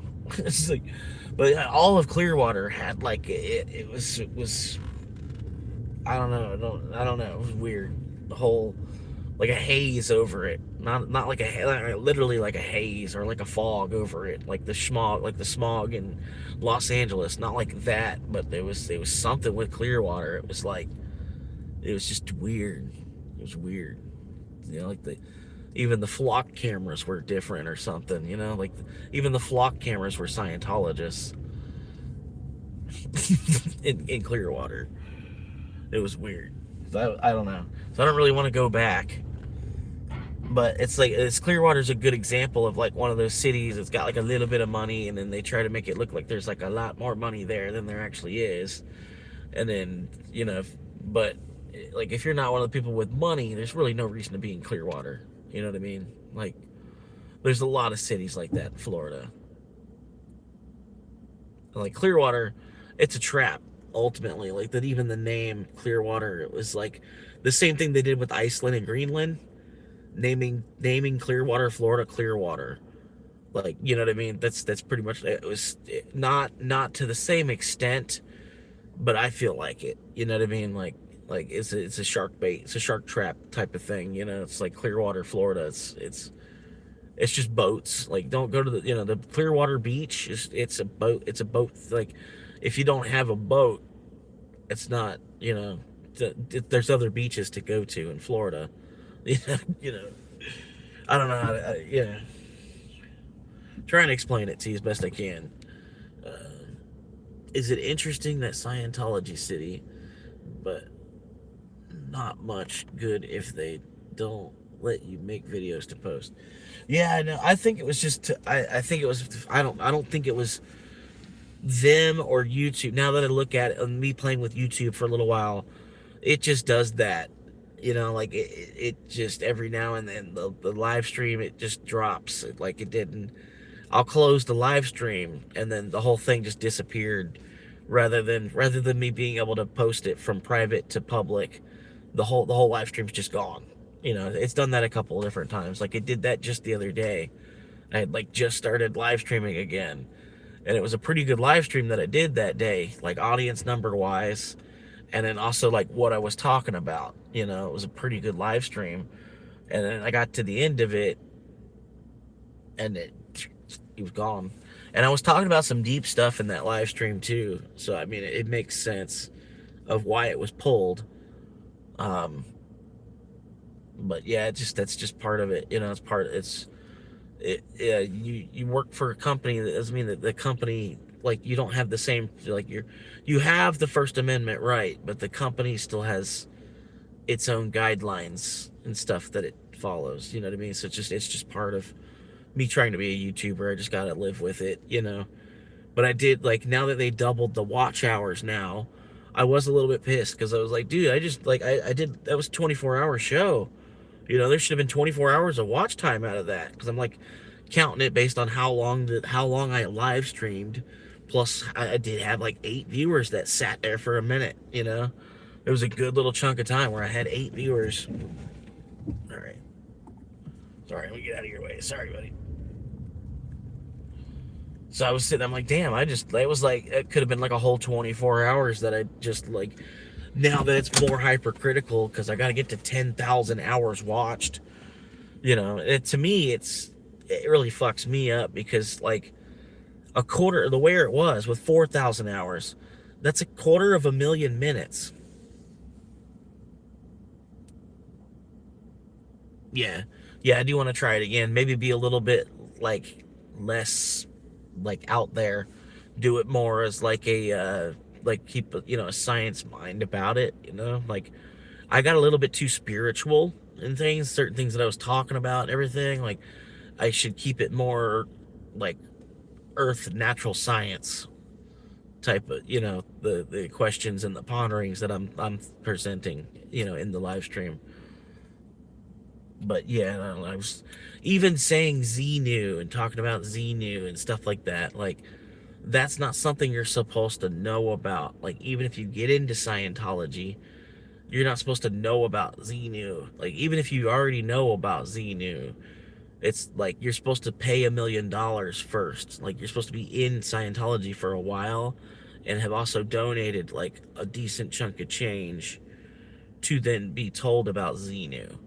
That I'm talking about Xenu, right? And the things that I was saying, right? Like if he just like was a dragonfly, and then like this dragonfly just morphed into like this 9-foot tall fucking, alien overlord, and I would probably get out of the car and bow down to the ground, I don't know what else you do at that point, A dragonfly just fucking morphed into fucking what you think is Xenu, It's like all you can do is try to show respect, and hopefully he gives you mercy. It's like, but yeah,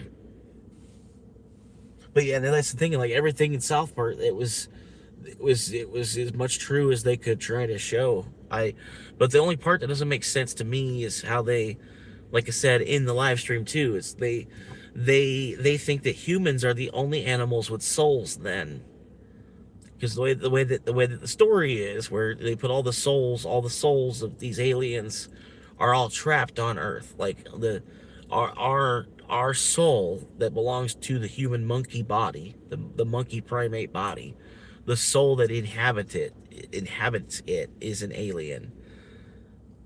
Well, if you can believe that, why can't you believe that your soul is from outside of the universe completely? Oh yeah, you know what I mean. And then also, like I said, they think only humans have souls. So like your cat doesn't have a soul, your dog didn't have a soul. Like, you know what I mean. Like a deer doesn't have a soul, a kangaroo doesn't have a soul. Fish don't have souls, whales don't have souls, trees don't have souls. You know what I mean? Like, you know what I mean? It's too narrow-minded to think only humans have souls. And then it's also very narrow-minded to think that your soul is stuck to where, like, you'd have to be human, because you're human in this life. You have to, if you were reincarnated, you'd have to be human again. You know what I mean? I don't know.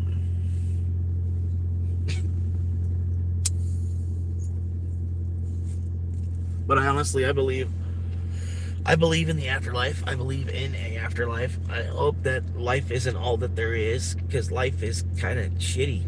Like we try to make the best of it. We try to make the best of like what is ultimately misery, and like life sucks. You know what I mean? So I really hope that there is an afterlife. I hope there's some kind of reward for living all the way through, however long your life is supposed to be. You know what I mean?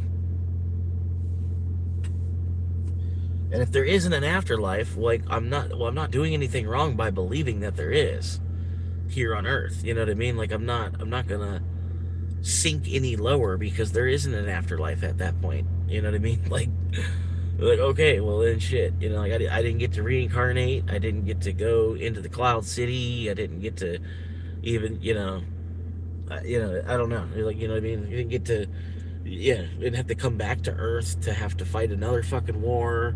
I didn't have to, didn't have to do any of that. It's like I was just at the end of my life and over. But the way that we think, I don't think that's all that there is. You know what I mean? Like our mind wouldn't work the way that it does if like life was just it. I think, I don't know, it's just a recycle system. But I'm getting too deep.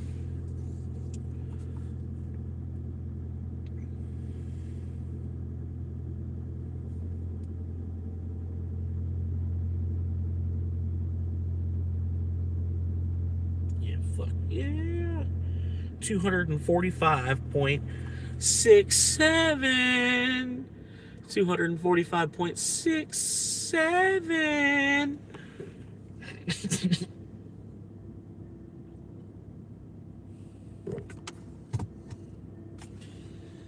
Yeah, that'll hit my bank account on Tuesday.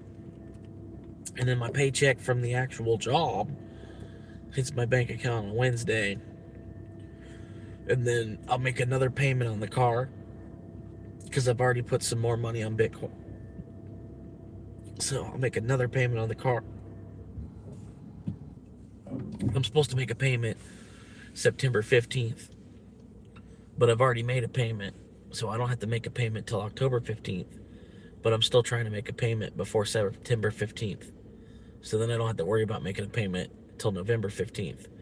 But then I'm still going to make 2 more payments, if I can, by October 15th. So then I won't have to worry about making a payment until like January or February. But by then, I'm still going to try and make another 2 payments before my payment comes up in November 15th. And then I'll almost be about 6 months ahead on the car payments. And then I could basically just chill. You know what I mean? Because it's going to be so easy, like making money out of this car with the amount of gas mileage that I get. Like, oh my God. Like, and especially if I only need to make like 100 a week because I'm getting actual hours from the job. I get like 3 or 4 days off a week so that I can go make another 100 a week. And it's super duper easy. The amount of fuel cost, yeah. And then I'm sleeping better with the AC, and we're heading into winter again, so it's gonna be cool breezes until probably like March 1st, and then I might leave the state. You know what I mean? I'm gonna try and give the job a couple more months and see what's gonna happen with the store, and see what's gonna happen, because I think they're more or less just probably just dangling cheese in front of my face some more with this manager. Like there's a management position opening up, and I'm pretty much like one of the best candidates for it, but at the same time I've got a long way to go, and I honestly don't feel like I'm the best fit to be a manager. You know what I mean? It's better someone else's head be there. I don't need to put my head into the guillotine. I just need to work. That's part of, I don't know, part of like I don't mind working and then coming in, like you're there, give them however much they're paying you, give them that much energy. You know what I mean? Because it's time and energy divided. That's how you make your pay, right? Your time and energy put together is how you get paid. So however much they're paying, accordingly, here's just about as much energy. So it's like I try to at least pull my weight, at least pull like half of my weight, and I don't know, but not every day I got it either. I don't have it every single fucking day. And a part of it is I've been overworking myself at the same time. Like in the moment, and like people call me lazy because like the amount of time that I've been able to actually be on the clock. But it's like in some of the time that I'm on the clock, I am like really trying to give it my all. And then like I wish I had been filming the whole time, the whole way through. But at the same time, the world around me has been filming the whole time.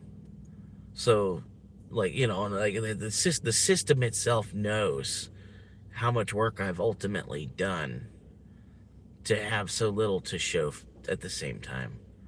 And that's the saddest part. So I'm starting to just kind of like shift gears again. You know what I mean? It's like I don't know, not just going through life in neutral, but at the same time, it's like, it's like we're just building pyramids still. All you really have to do is kind of like walk uphill at a 45-degree angle, like a 45-degree, like acute angle incline. Just walk up, like that's all you're doing at work anyway. Kind of just, you're just kind of like walking uphill while using your hands a little bit. It's like that's the day at work. Whether it's 8 hours or 5 hours or 4 hours or whatever. But I'm going to work, and some days I'm like I'm overworking myself, and I'm giving them more than they're actually even paying me per hour, and it's for what? You know what I mean? So I'm just really trying to find a balance through all that still, because honestly, I think I don't know. And they're not going to pay you like, like I'm not going to make like 25 an hour because I'm working harder either. Like that's not ever going to happen. Especially with the job that I have, it's just not in the picture. It doesn't matter how hard I work. Ultimately, it's ultimately about how much knowledge I pick up from working there, and like how long that takes for me, from the knowledge to become wisdom. You know what I mean? And then the amount of like wisdom that I have with cars, that's been going up slowly, but at the same time that I honestly, I think they overcomplicated the mess. Like since Ford creating, conceptualizing the car, and then like what it is today, and then it still only serves the same principle of helping us with transportation. But I honestly think we overcomplicated it way too much. There's so many extra parts that are involved with cars that I don't know if we necessarily even need, you know. Um, and that's just where my head's at. But I've hated cars before I even started driving. You know what I mean? Like, I don't know.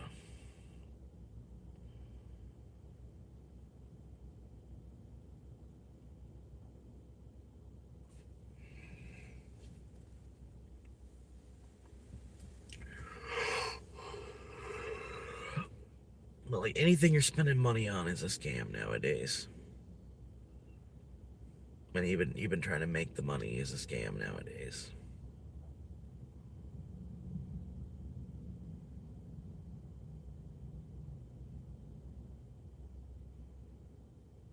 I try to remember, tell myself that. Like I need to stop and tell myself that more often. Whenever every time I'm about to buy something, like everything you buy, like you're getting scammed by buying this.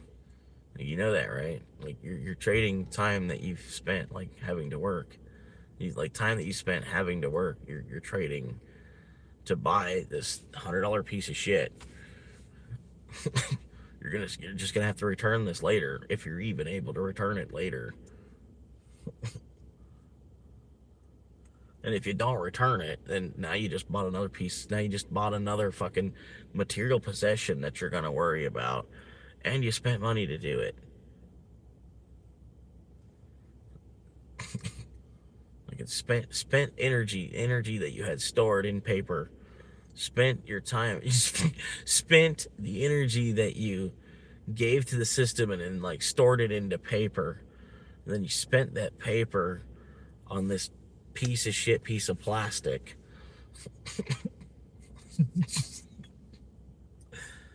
I don't know.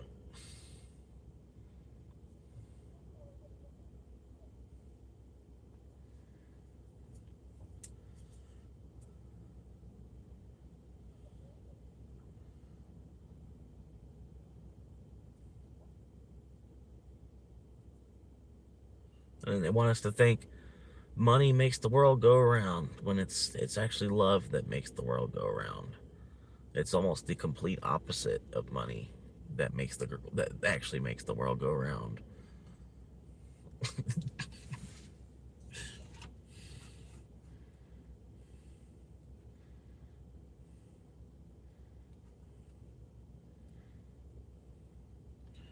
Anyway, we're looking at midnight. I don't know why DoorDash hasn't given me an order for a minute, but I'm logging into Uber.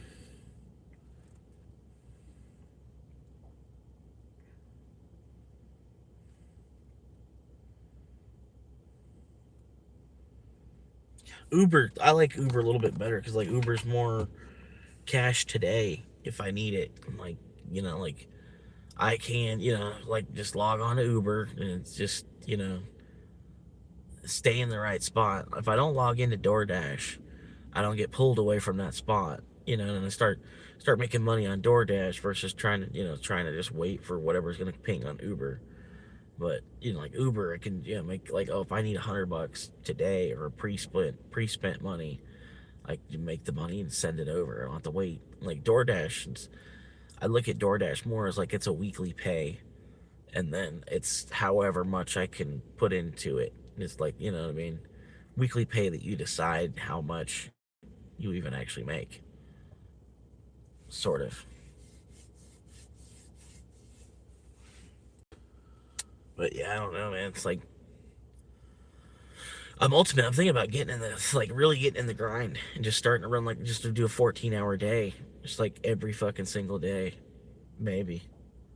Maybe take like one day off every now and then, but just do like a 14-hour day, and then add in the amount of time that I spent at work. Like I don't know. I heard John talking yesterday. He talks about he adds in that even if he takes a nap, right? Even if he takes a nap, he'll still count that in the amount of time he spent driving and how much money he made. Even if he stopped to take a nap, like even if it was slow enough that between like 2 and 4 o'clock he took a nap, he'll call it like like I start about 11 a.m. He'll call it like 11 to 11, call it a 12-hour day, but you took a nap You know, but you got a 2-hour nap in there too. It was a 12-hour day at work, but you got a 2-hour nap in, and you made more money than you did if you would have actually went to work. You know, like on the good days.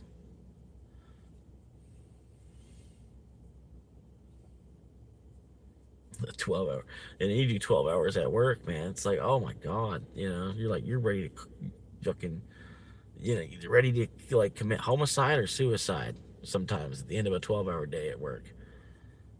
It depends if you're off the next day or not, you know. But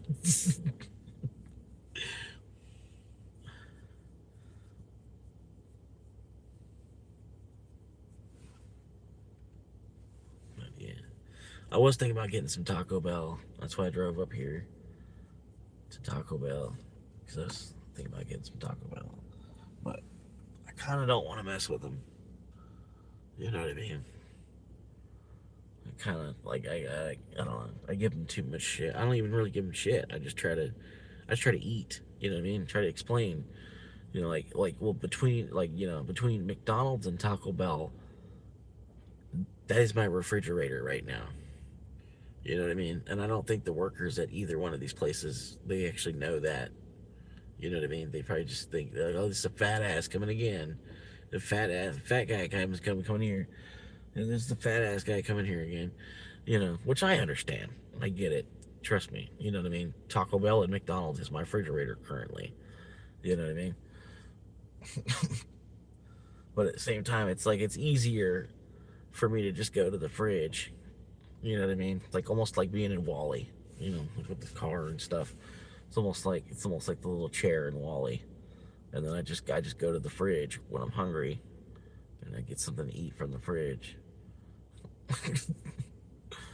And in the fridge is Taco Bell and McDonald's because the accessibility, and then also the price. It's like nowhere else can I eat for like less than $5 and then actually feel like I got enough. You know what I mean? Like right here at Taco Bell, I spend $5 and then it'd be a pretty decent snack, you know. Same thing at McDonald's. Like even though the McDoubles, you know, you get a McDouble and 2 McChickens, and it's less than $5, you know. Or no, it's not, but yeah.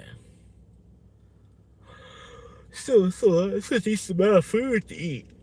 Fucking, you know what I mean? Try to go eat a McDouble and 2 McChickens, and then, you know, eat that, and in a half hour, try to eat it again. You know what I mean? That's what I'm saying. It's a decent amount of food. You know? And yeah, so that's what I'm saying. Between the price involved, and if I go to like Wendy's or Burger King or fucking, you know, Subway sandwich shop or anywhere else, it almost is like double what it costs to go to McDonald's or Burger King. Still waiting for deliveries. Yeah, I'm still waiting for delivery. Like I said, I'm delivering until 1 a.m. because it's midnight run. It's slow. It's Sunday night. Shit kind of stops at 11 o'clock unless it's Friday or Saturday night. It can kind of go a little bit further. But yeah, it's just this town. It's a sleepy town with old fuckers. You know what I mean? They're gonna start waking up here about 4 a.m. You know what I mean? Right now the more than half of the city is a couple hours from waking up.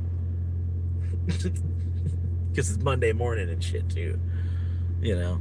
But yeah, I'm still logged in. I'm gonna try, for another hour or so, see what happens. But I mean, I'm more like for benefit of the doubt, because like this time of night, sometimes you do get some crazy orders on Uber. Like last night, I got a $23 8 mile or some shit, and then that like really helped out my total for the day and everything. Ended up $100 on Uber. And then like $60 on DoorDash last night. And then that was after I got out of work.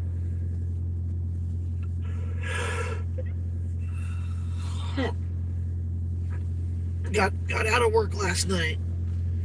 And it made like $150. And then, just made another $50 on DoorDash again tonight. Yeah, my last trip, $21. My last trip on Uber was 21. Some saying randomly late at night on Uber, You'll be the only driver on, and then they're like really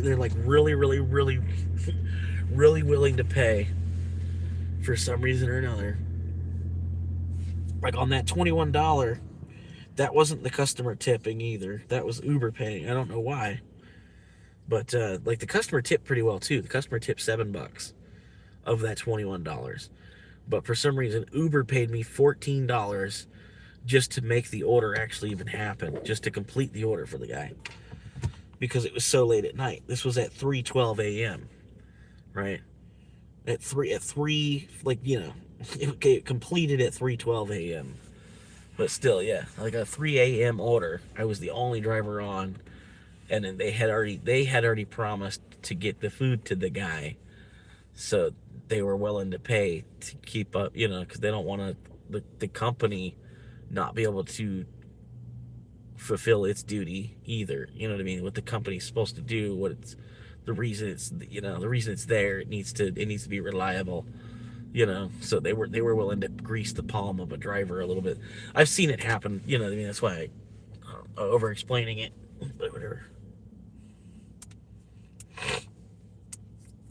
I do that at work too. Like I'll sell people the new batteries, the AGM batteries, and I'll sell them. And I'm pretty good at selling them too. I'm like, you know, well, you can get the gold. I'm like, you can get the gold if you want, but I'm like, really, you should go ahead and just get the AGM. It's like $30 more. You know, if you can square the $30 somehow on, you know, a purchase like a car battery, you know, like you're already kind of spending a decent penny on a car battery. You go ahead and get you the good battery. And if you're getting any of the other batteries, you're getting a battery that's like just recycled material anyway. So you're like 90% of that new battery was recycled, you know. So you're not even really getting a new battery, you know. I was like, you got to get the AGM. The AGM is the new battery. They completely redesigned the way the batteries are made. There's no liquid in them now. It's absorbed, you know. It's absorbed fiberglass material. That's what AGM stands for. You know, like I get to the point I'm like overselling. They already made a decision. Like I've said enough facts about the battery that they're like, okay, yeah, I definitely want one of those. And I'm still giving them the rest of, you know, the rest of the information that I have on the battery. I'm like, and then yeah, and on top of how good the battery is, you also get a 4-year warranty instead of a 3-year warranty. So the $30 extra is really just another year on the warranty anyway. So like we're guaranteeing this battery, it's not a guarantee, it's a warranty, but still, like we're guaranteeing that this car battery is going to kick and turn your car on for the next 4 years. It's like, as long as it's your battery that is the problem and is the reason that your car is not starting, we'll give you another battery anytime in the next 4 years, but only one time. And like I said, like I've already oversold it, you know. And the customer, they're coming in, they need a car battery anyway. They're coming in needing a car battery. And then you're like, okay, well then you might as well get the good one. You know what I mean? You can get the good one, or do you want to get like a recycled battery? You know, you get a recycled battery, and you could have got a good one for like $20 more. You know? But it's up to you. You know?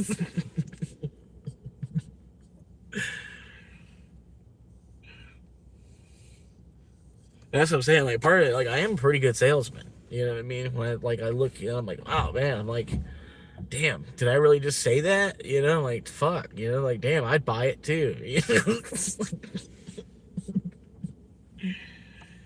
Yeah.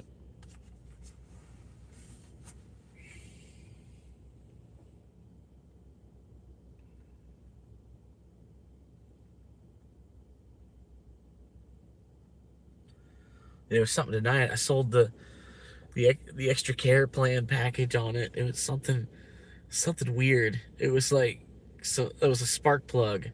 Yeah, it was a spark plug. Right? The guy was coming in to buy a spark plug, and it was like a $12 spark plug.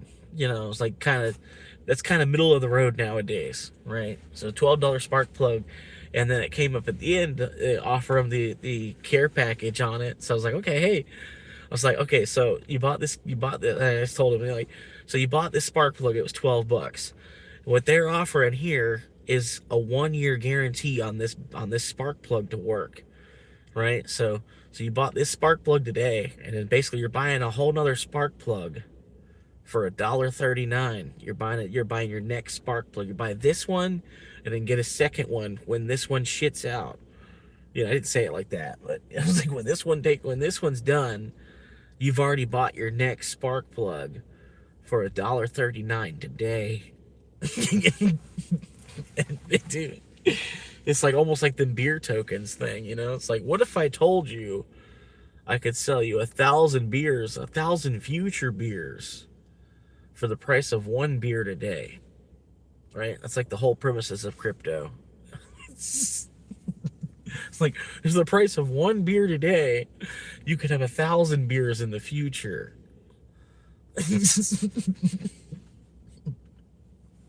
Like, wouldn't you do it just to have 1,000 beers in the future?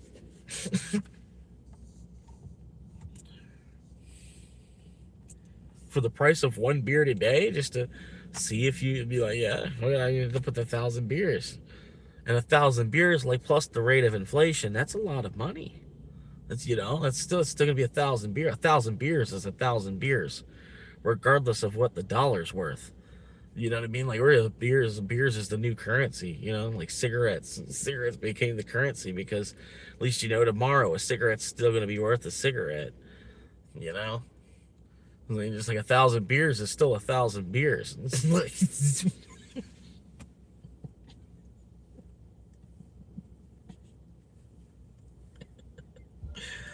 I don't know. That's the way I was thinking about it one night. It was like beer tokens. It's like, okay, yeah. It's like all these zeros. When you look at a crypto that's got a bunch of zeros, all these zeros, these might as well just be future beers. Like, look at all the upside here. Like, so for the price of one beer, I could get 1,000 beers in 10 years from now. And even if I don't, like, for the price of what was one beer anyway, is gone. Oh no. One beer I didn't get to drink. And I risked one beer to maybe make 1,000 beers. It's like, it's pretty good logic, you know? Like, for the price of one beer, you go risk the price of one beer so that you could potentially have 1,000 beers in the future. Wouldn't you do it? Wouldn't you risk one beer today just so you could have 1,000, maybe have 1,000 beers in the future? Like a 50-50 shot of you being able to have 1,000 beers in the future. To be able, if you pour one beer out today, like, you know, you buy a 12-pack and pour one beer on the ground for your dead homies, all right?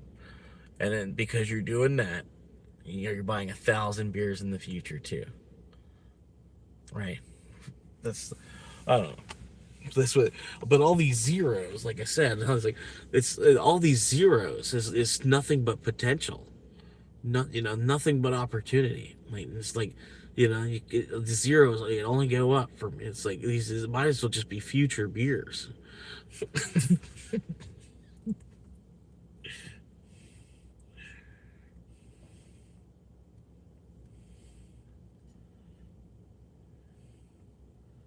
This is beer in the future.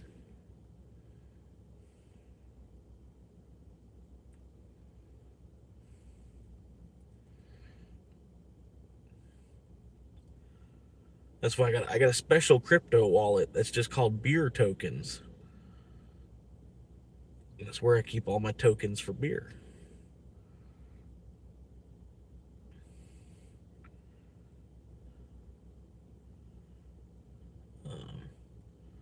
But yeah, that's a good one. It's a good one to show you, you know. So, like, all these zeros, all those zeros, these might as well be future beers.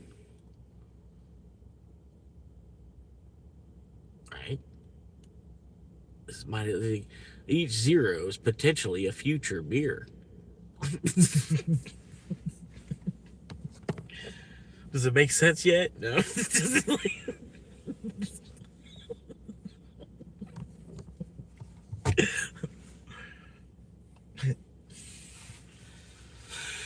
For the price of a pack of rolling papers, You could have 1,000 packs of rolling paper. Start all over talking about rolling papers.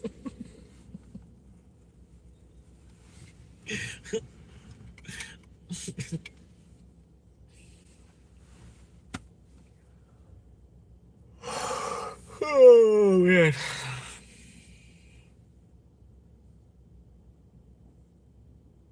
The price of a pack of rolling papers. All right, man. Well, waiting on 1 a.m. I don't know. I don't think any order's gonna come. Somehow McDonald's is lit up, but McDonald's closed 20 minutes ago. That's not good.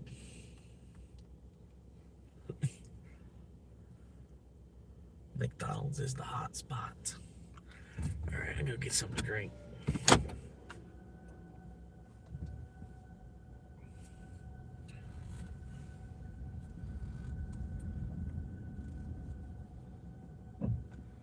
Yep.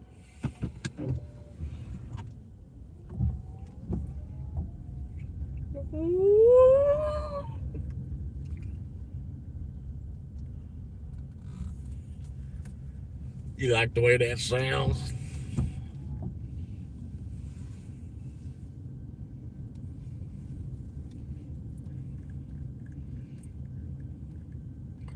It kind of sounds like a spaceship.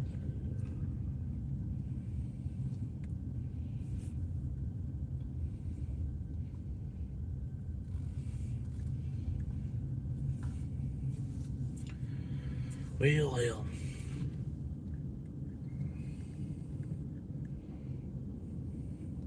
But yeah, I figure I'd stay logged in on Uber just for benefit of the doubt. At least till 1 a.m. Just to see. I've never stayed on till like 1 a.m. on Sunday. You know, I don't think I have, at least.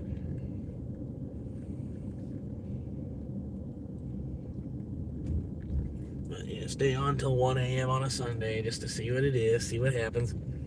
Part of it, like it is, you gotta be logged on to even get the opportunity. Like if I don't log on at 11, like log on at 11 to 11, like I said, it's a 12-hour day being logged on. But that doesn't mean it's a 12-hour day.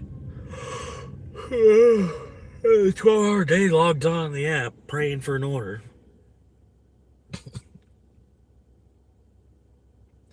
And then just do that every single day.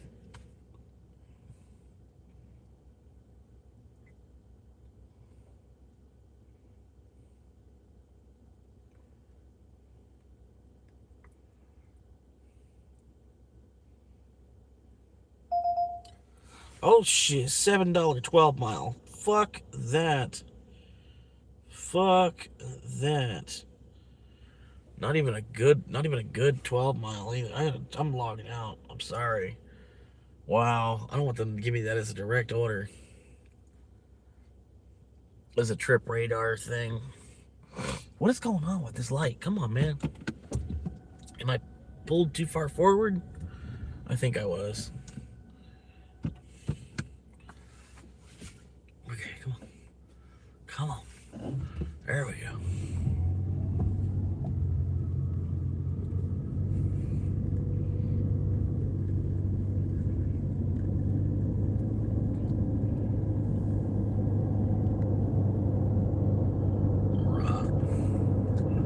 Space chicken. Chicken in space. Space chicken. Chicken space.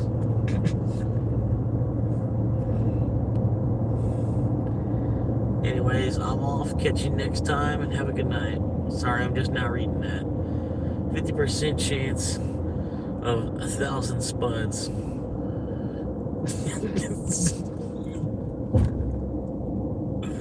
You should do sales.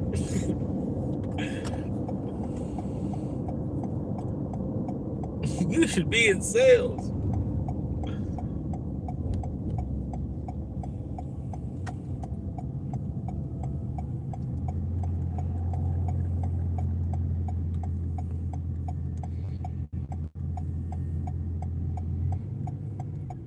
But yeah, you know, like you stand a half a chance. You stand a half a snowball's chance in hell anyway. And you see something like this, everybody's starting to say it's a once in a lifetime opportunity. Maybe it is. Maybe this is the opportunity I've been wanting my whole life. And all they're doing is changing the symbol from an S to a B. Because there's just so many fucking zeros.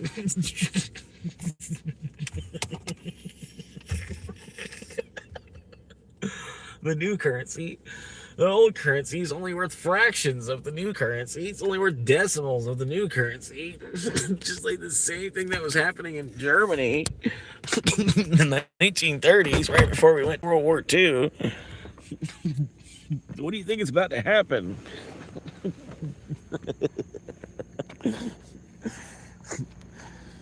I wonder what's going to happen next. Alright, they might have music playing in here. She might not. I don't know. This lady working overnight, she might not have music on. Oh, she does. Gotta mute it.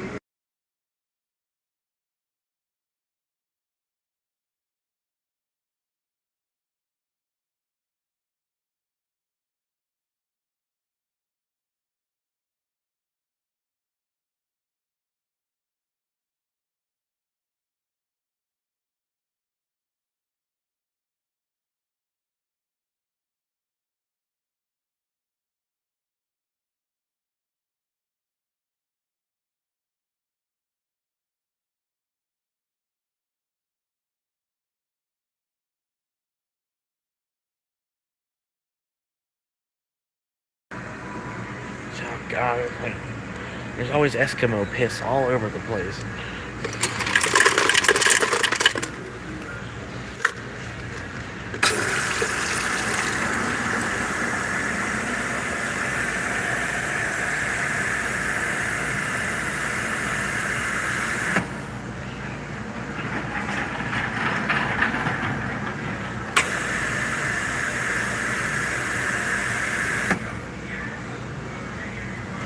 Definitely.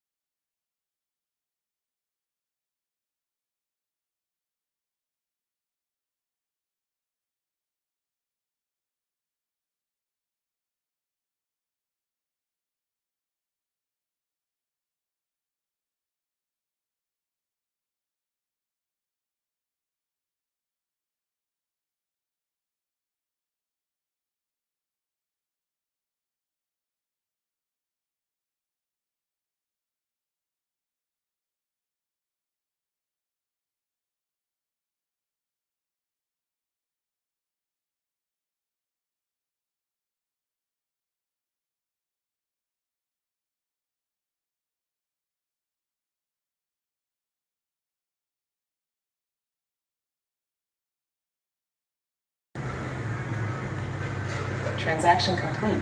Please take your items. You too, ma'am.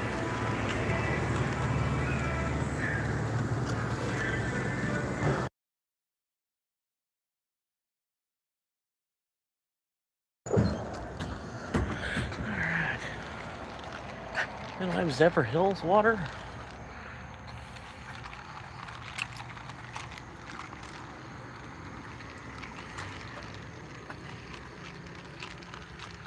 Zephyr Hills.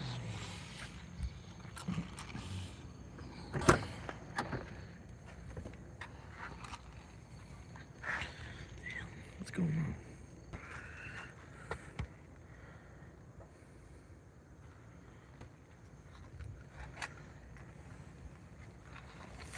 on? Popping.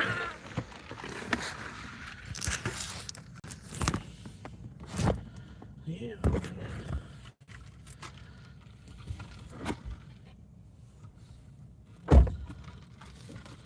If you know anybody, man, they like, you know anybody that's like ever wanted to be a race car driver, they wants to be a race car driver, but say it's like somebody, they ain't really, not really a race car driver. You know somebody that like they want to be a race car driver, but now they made it so like anybody could be a race car driver. You know what I mean? I'm pretty much a race car driver, semi-professional race car driver, and an amateur tattoo artist.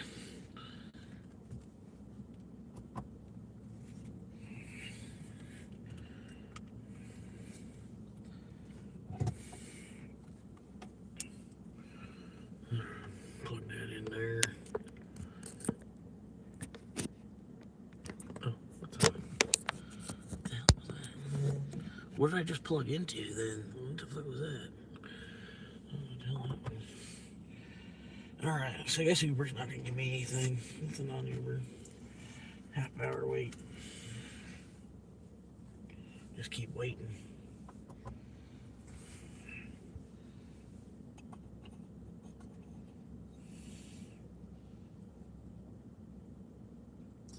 Yeah, I want to ride and run. I gotta get some more medicine soon. Medicine's running a little low. I've got plenty. Got, probably another week's worth of medicine. But there's a bunch of other things I gotta pay for as well. Hey, at least I ain't paying no internet bill. Don't get fucking paying a phone bill and paying an internet bill, right? You're paying a phone bill. Paying the phone bill, you already have access to the internet from paying the phone bill. Then why is the internet bill more money than the phone bill?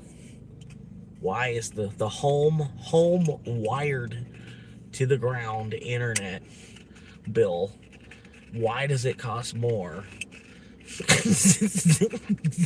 than the cell phone bill? It's like it's a cell phone and then it has internet on top of that too, right? So I don't know how the home internet costs more. Like the landline internet costs more than mobile internet. And I get landline internet's a little bit faster. I understand that part of it. But it's the same internet. You get access to the same internet. Just a little bit slower. And it's not like we're buying fucking shit out of people's shop and Neopets and stuff. The shop updates. The shop updates every 10 minutes. And then you have to have the fastest internet so you can refresh the page right when the shop updates so you can buy the stuff.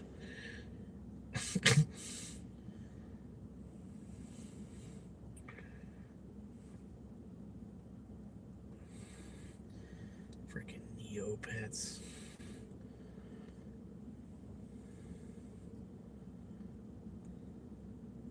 It was a great game though, man. Neopets was a great idea. The world needed, right when the world needed Neopets the most, Neopets was there. You know what I mean? And that's like the best thing about it. One of the best things about Neopets. Like right when the world needed Neopets. Same thing with Pokemon too. It kind of. So I mean, other than what it's coming in, what I don't know. Pokemon's gotten weird here recently, man. 40 and 50-year-old dudes fighting over Pokemon cards and shit.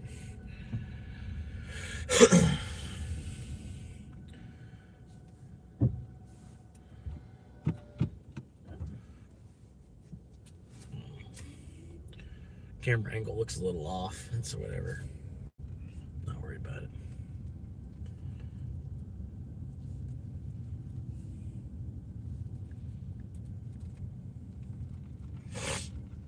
Well, hell.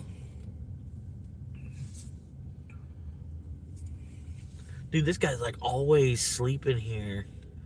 I'm getting tempted. I want to just be like lay. I'm gonna lay on my horn. I'm starting laying on my horn every time I drive past this in my truck. Every time I see this guy trying to sleep here, I'm just gonna lay on my fucking horn, wake his ass up. I mean, the dude sleeps here like fucking 4 nights a week. Maybe sleeping at the Circle K.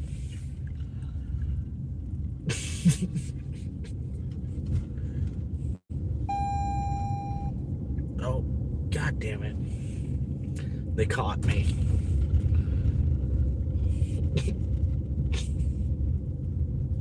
Put a seatbelt on.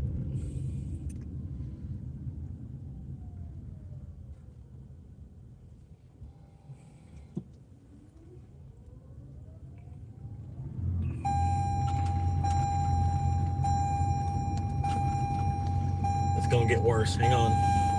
I told you. I told you it was gonna get worse.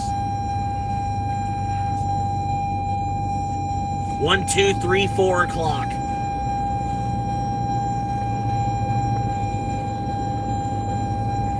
I'm trying to get it on. Hang on.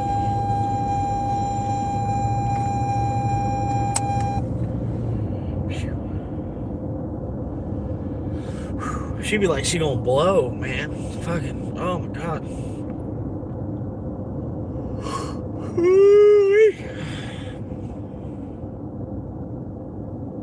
Ham, beans, greens, cheese, beans, tomatoes, potatoes, lamb, ram.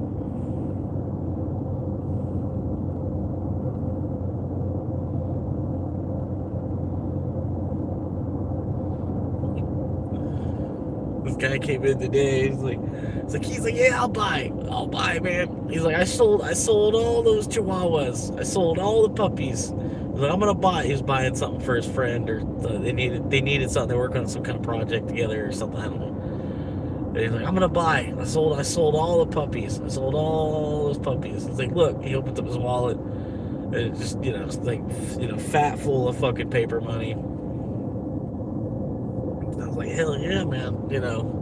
He's all excited. He sold these puppies, and I'm thinking of, like, I was telling him, like, yeah, I'm thinking about getting a couple goats myself, man. Like, I was like, he's like, you get 2 goats, and then a year later you got like 14 goats.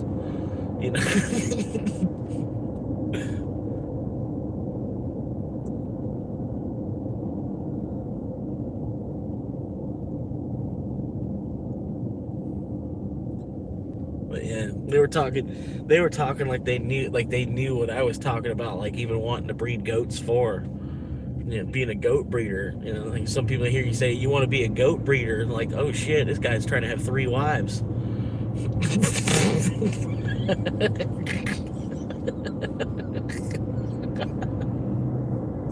It's like, but that's the way that they responded back. All they said was like, yeah, I was thinking about breeding goats. And they were like, oh, okay, yeah, okay. Mr. 4 wives over here.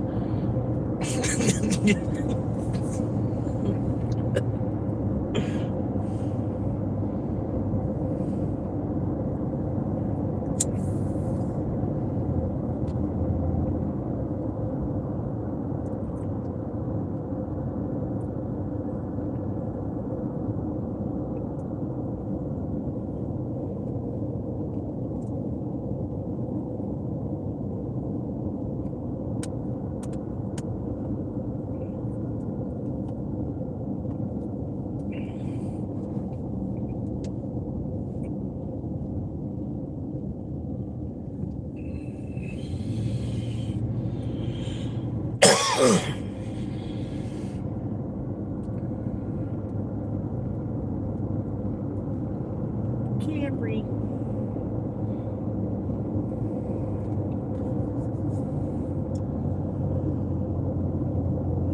Well, hell. He's so proud.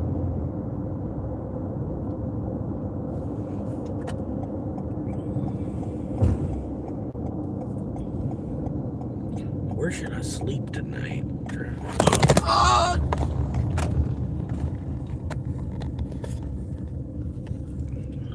Like I It says, where should I sleep tonight?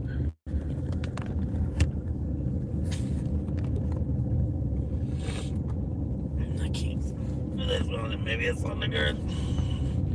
This mount sucks. This mount sucks. It just doesn't let us stick to the dash. I'm gonna have to like super glue it. Just like say fuck it, and I'm just gonna super mount my mount to the dash, and it's just gonna forever fucking be there until the car's gone. Just mount this mount to the dash for good. I could probably get it off eventually. You know what I mean? Some kind, maybe not a super glue, but just like some kind of glue. Some kind of super glue, some kind of glue, a regular glue. Just kind of glue the mount right where I want it to be, and then I could make a turn without the mount flying across the car, because the suction on it sucks. It's just straight glued to the fucking dashboard.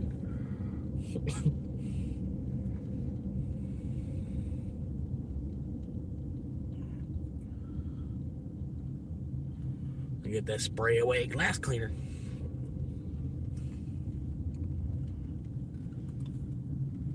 Holland glass cleaner.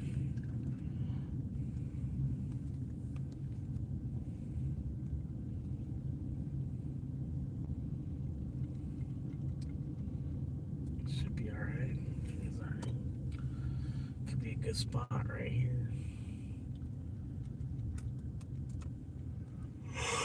Yeah. This'll work.